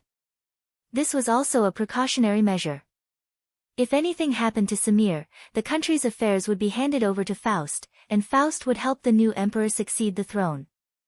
With the current situation, if Samir wasn't around, Faust might even usurp the throne. But if Faust's actions were meaningless, Samuel was not worried about it. If something happened to the Empress, and the Assur Empire was about to be destroyed, who would be willing to usurp the throne and become the ruler of a fallen country? Just as he ascended the throne, the country would be destroyed. If Faust really had the ability to save the Assur Empire, then even if he usurped the throne, no one would care. Faust's status and glory had reached the peak of his life. The ministers expressed their blessings and praise to Her Majesty, as well as to the sage imperial tutor. In such an important occasion, Faust was a little distracted. He wasn't in the mood to listen to the praises of the ministers, but he kept thinking about Maganlii. he didn't know how she was doing. He even hoped that this court meeting that would decide the fate of the empire would end quickly, so that he could send someone to inquire about Maganliai's situation. If there was anything, he could try to solve it privately. In short, he couldn't let her suffer anymore. According to common sense, after Samir gave him such an important appointment, he should stay behind and seek an audience with the Empress to discuss the important arrangements of the country. But Faust didn't do so. After the court meeting ended, he wanted to leave the palace with the ministers, but the eunuch stopped him. Her Majesty wanted to see the sage imperial tutor alone. Faust came to a small hall at the back of the palace. It was already late at night, and Samir ordered all the eunuchs to leave. Only then did he speak faintly, "Faust, are you still the sage imperial tutor I know? Are you still the person that the Asur people admire and love? I want to entrust a country to you, but you didn't even ask after the court meeting ended. You didn't even come to see me alone, and just left in a hurry." Faust quickly got up and apologized, "Your Majesty, please forgive my mistake. Recently, I have been worrying too much, and it's inevitable that I'm a little absent-minded. When I heard of your Majesty's latest decision, I wanted to hurry back and make arrangements. It's already late at night, and I plan to come back tomorrow morning to see your Majesty." Samir waved his hand, "Please sit down and talk. I know you have something on your mind. But no matter what, don't forget your responsibilities. Just like me, I originally didn't want to ascend the throne, but now that I'm in this position, I have to shoulder my own responsibilities. Faust, are you worried about that girl called Maganliai?" Faust was taken aback. He had just sat down, but he couldn't help but stand up from his chair. "Your Majesty, how did you know?" Samir threw a scroll over and shook his head, "You don't need to ask anymore. I have already ordered the latest case to be reported to the palace. That man called Hismu is dead, and Maganliai was brought back to the Yamen. She admitted on the spot that she killed him. As for how I know about this, there's no need to hide it now. You are very important to the Empire, so of course I will be concerned about your situation and am willing to share your worries." Faust opened the scroll and finally understood what had happened after he left. Hismu was dead. Although Faust didn't want to kill him, he had used too much force in a moment of desperation. The warrior flew out and hit the back of his head against a wall, killing him on the spot. He had managed to escape with his life in the midst of thousands of soldiers and horses, but he didn't expect that as soon as he returned to the imperial capital, he would first learn of his mother's death, and then inexplicably lose his life. While the ministers were discussing in the palace, Krips brought Hismu's corpse and Maganliai to the Yamen and called the sheriff to interrogate them overnight. Although Maganliai was weak by nature, she wasn't stupid. When she woke up, she also realized what had happened. Faust must have secretly sent Hismu flying, but because of the arrival of the city guards, he couldn't reveal his identity and left. At that time, the palace bell was ringing urgently to summon the ministers. Maganliai didn't say Faust's name. She confessed to Krips that she had pushed Hismu, causing him to lose his balance and fall backward, hitting his head against the wall. How could a 6th-level warrior like Hismu be fatally pushed by a weak woman like Maganliai? He had been injured on the battlefield not long ago and had yet to recover, so it was entirely possible. As for why the two of them had a conflict, it was easy to explain. Hismu's family had accused Maganliai of poisoning the matriarch. That bottle of medicine was indeed given by Maganliai to his mother, and if taken improperly, it would indeed be life-threatening. When Hismu returned, he naturally wanted to find Maganliai and ask her about it. The sheriff also called in Hismu's neighbors to question them, but many of them said that Maganliai had betrayed Hismu and had a lover outside. Hismu went to find Maganliai because he wanted to find out who the man was, and that courtyard was probably where Maganliai and her lover met. Someone even asked the sheriff why Maganliai was acquitted. The sheriff's answer was naturally according to Faust's words. That bottle of medicine was bestowed to Maganliai by the sage imperial tutor when she was praying in the temple and coincidentally heard it. The previous case had already been closed, so there was no need to dwell on it. Today, they would only interrogate today's murder case. Today's case had happened in the imperial capital, right under Crips's nose. Everyone had been alarmed, so they had to be interrogated. In fact, there was nothing to interrogate according to the testimony. McGanley was guilty of murder, not to mention that she had killed a soldier who had narrowly escaped death on the battlefield. Moreover, the Imperial Army had just issued an order that Hismu would be reinstated.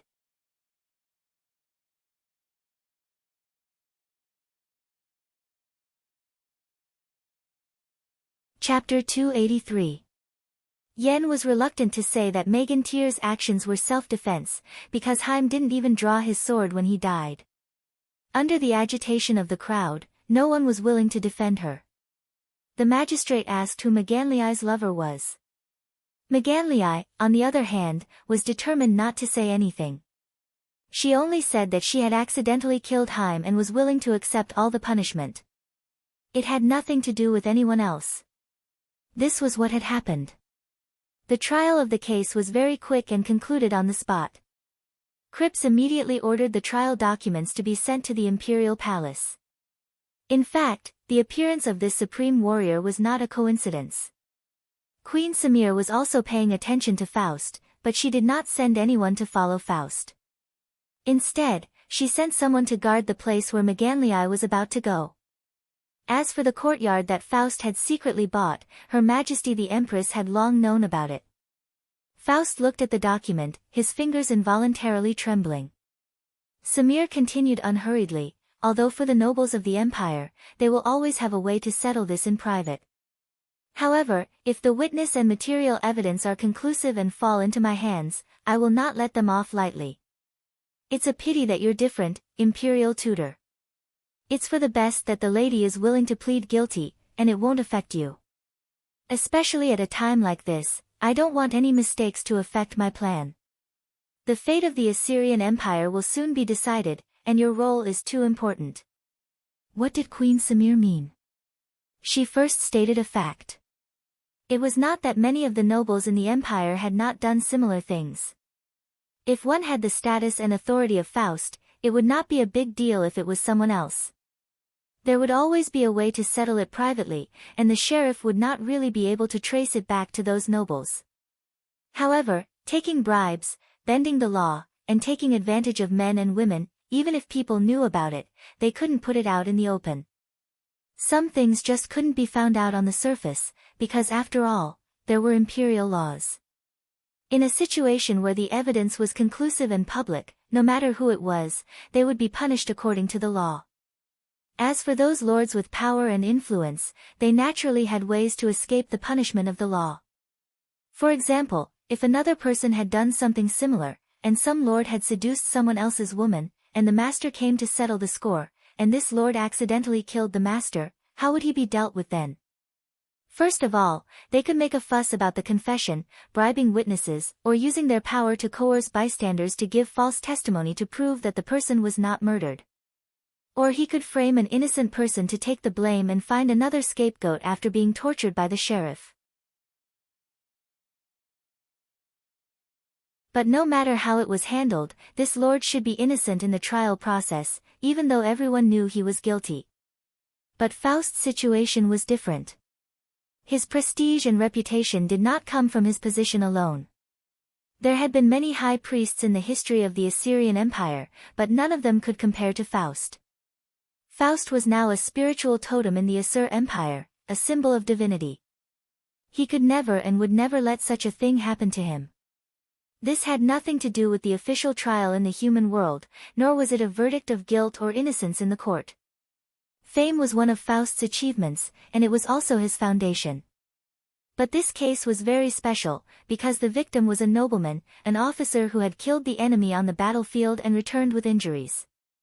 In today's special circumstances, it was necessary to investigate clearly and give everyone, especially the soldiers at the front line, an explanation. The murderer must be severely punished, and McGanley readily confessed in court, which was the best outcome for everyone. The kind-hearted girl did not implicate anyone, nor did she mention Faust's name. She did not need the sheriff or the sage imperial tutor to bend the law. She was not forced, and she solved all the problems on her own. For Queen Samir, she was going to hand over the ruling power of the country to Faust, so there was no need for her to be disturbed. Seeing that Faust was silent, Samir added, "That girl was willing to die to protect you. The sage imperial tutor is really charming." Faust suddenly put down the document and knelt on the ground, prostrating to Samir. "Your Majesty, she did not kill Hismu. I am the murderer. I can't let an innocent person plead guilty, I beg you." He wanted to ask the queen something, but he did not say it, but his meaning was self-evident. Samir also rose from his seat and looked at Faust. "With your status, there is no need for you to bow to me like this. Apart from the coronation ceremony, today is the second time, and it is for a prostitute in the city of Nive. In today's situation, even if I want to pardon her, I must have a convincing reason." Faust's face was ashen. He looked down at the ground and said, "Your Majesty, do you want to announce the truth of the case? If that is the only way to save her life, I can't blame anyone." Samir stretched out her hand, and an invisible force lifted Faust up. This detail inadvertently revealed one of her secrets. This supreme warrior was also proficient in high-level magic and had been taught by the power of the origin. Her Majesty sat back down and said with a blank expression, "You want to save her, but I called you here today to talk about how to save the Asur Empire. Sage Imperial Tutor, the case has been settled. Can we talk about national affairs first?" Faust still had his head down. "Reason and responsibility tell me that of course, national affairs are the most important, but can I beg your Majesty?" Samir interrupted him again. "There is no need for you to beg me. How can I refuse your request? Even if you do not ask, I should help you. I have ordered that after Maganlii is detained, there is no need to punish her or torture her for the time being. Everything will wait until I return. If I leave the imperial capital this time and return safely, I will find an appropriate way to pardon Maganlii. If I do not return, the Asur Empire will be under your control, and you can find a way to pardon her or save her." Seeing that Samir's words were serious, Faust had to temporarily put aside his distracting thoughts.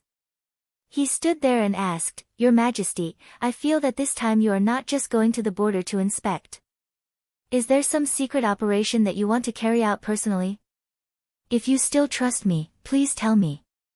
Samir nodded and said, "At least you have not lost your wisdom, nor have you forgotten your concern for national affairs. I told you during the day that I was thinking about something that might be the last chance to save the Asur Empire. The decision I made tonight is related to this." The Empress waved her hand, and a light appeared in front of her. It was a map of the continent. Faust calmed himself down and waited for her to continue. Suddenly, Samuel asked another question. "Faust, is it true that the passionate love you have for me in your confession today has never been extinguished?" Faust was stunned. They were going to talk about national affairs just now, why did they suddenly talk about this? Women are women, sometimes it is really hard to understand. He quickly bowed and said, "Yes, I swear on my soul." Samir looked at the continent in the light and asked faintly, "If, and I mean if, you can choose to either have me or save Maganlii's life, and you can only choose one, I want to know your answer." Faust was silent. His lips trembled, but he could not speak. He did not answer for a long time. Samir raised her head and looked at him. She sighed softly and said, "I am a little relieved that you did not say you want to have me without thinking. But the sage imperial teacher, the most knowledgeable and wise man in the empire, the most merciful, compassionate, and omnipotent high priest, why are you silent? Is it so hard to choose between conscience and desire?" Faust felt a burning pain in his soul, as if the mark left by Satan was burning. He called out to Satan in his heart, "Can you tell me how to choose? What I want is right in front of me." But he replied, "My Empress, I cannot lie to you, because this is only a hypothesis, and hypotheses have no meaning, so I cannot answer." A cold light flashed in Samir's eyes, and then it became a little dim. She sighed and said, "Well, this is not a hypothesis, it is true. You can make a choice." Either you take away the order to pardon Maganlii now, or you stay in the palace tonight. Faust felt that his body and soul were gripped tightly by an invisible hand. His voice sounded a little hoarse. My Empress, why did you make such a decision? Why did you make me make such a choice? What made you change your mind for so many years? Samir avoided his eyes, looked into the void and replied, I have always known what you were thinking, and today I finally heard your confession. Is it a test from the gods? If the gods must let me choose a man, I have no other choice but you. And after I leave, you may never have the chance to have me, but if you lose me, you will have this empire. Faust could not help but take 2 steps forward, his body already walking into the light. He did not answer the question, but asked anxiously, from your tone, you are prepared to die. Don't tell me that you want to assassinate Cyrus. Samir nodded again, it seems that you will not answer tonight, and you know me very well. Then let's get down to business. Yes, I do want to sneak through the border to assassinate Cyrus. According to the latest secret report, Cyrus has already left Elam province, and is going to inspect and greet the army of Potsdam led by Darius. Before that, he will pass through the newly established Lis province, and will appear in a public ceremony. Faust asked in confusion, Lis province? Is this the name he gave to the new province? But according to what I know, the army of Potsdam conquered 5 cities, and only Lis was recovered by the kingdom of Babylon. He gave this name to the province, and his intention to continue southward to annex the kingdom of Babylon is self-evident.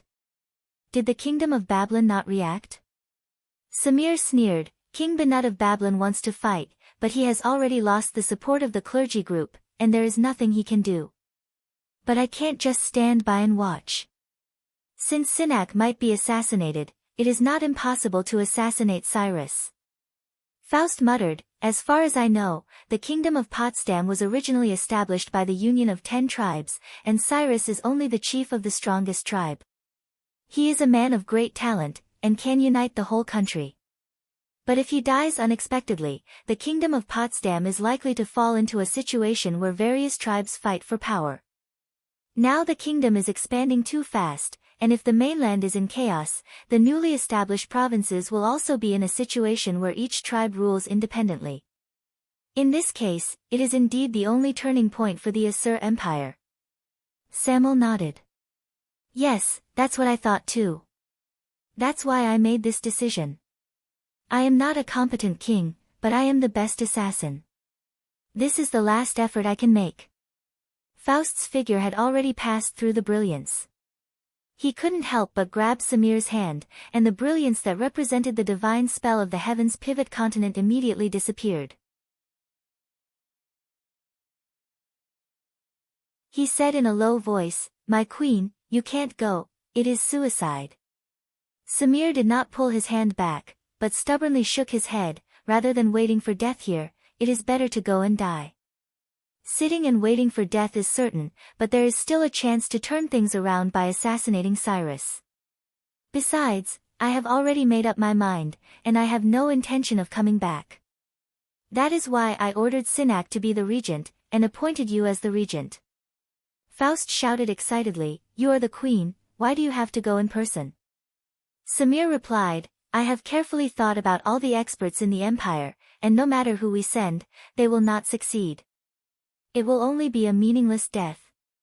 Only if I personally go in person will there be a glimmer of hope. But to be honest, even if I am lucky enough to assassinate Cyrus, it is unlikely that I will be able to escape alive, so I have to arrange everything in advance. Faust let go of his hand, took 2 steps back, and prostrated on the ground again, Your Majesty, you have forgotten one person, and that is me. Thinking back to the time when I assassinated the adoratress of Isis in Igut, I was able to escape successfully because of you and me. There is a secret that you may have guessed, but today I will officially confess to you, I have also been guided by another power. I know that you are not a simple supreme warrior, and I am not a simple supreme mage. Samir looked down at him, I have made a decision, I must go in person. This is my empire, and this matter is also my responsibility. If I succeed, you still have hope of saving Assyria, no matter what, I trust you. Faust insisted, I cannot change your majesty's decision. If you must assassinate Cyrus, please let me go with you. It's impossible for you to succeed on your own, and we've been working together for a long time, so there's a chance for us to escape. Samir finally looked a little touched, but at the same time, he asked with some sadness, Faust, are you going to accompany me to die?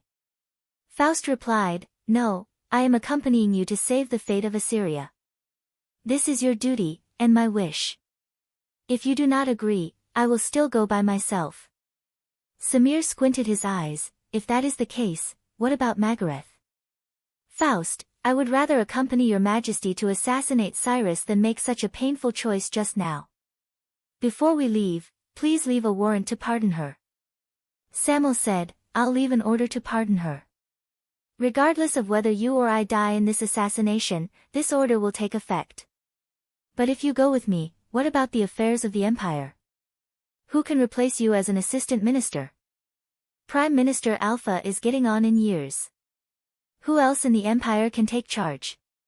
Faust, let the Minister of Internal Affairs Loheward assist. Samir frowned slightly. Loheward is the representative of Seneca's faction.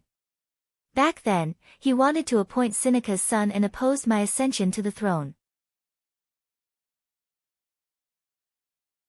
Faust, it doesn't matter, if we cannot return, let him appoint Seneca's son as the new king, this is also what he wants. If we can return, naturally there is nothing to worry about.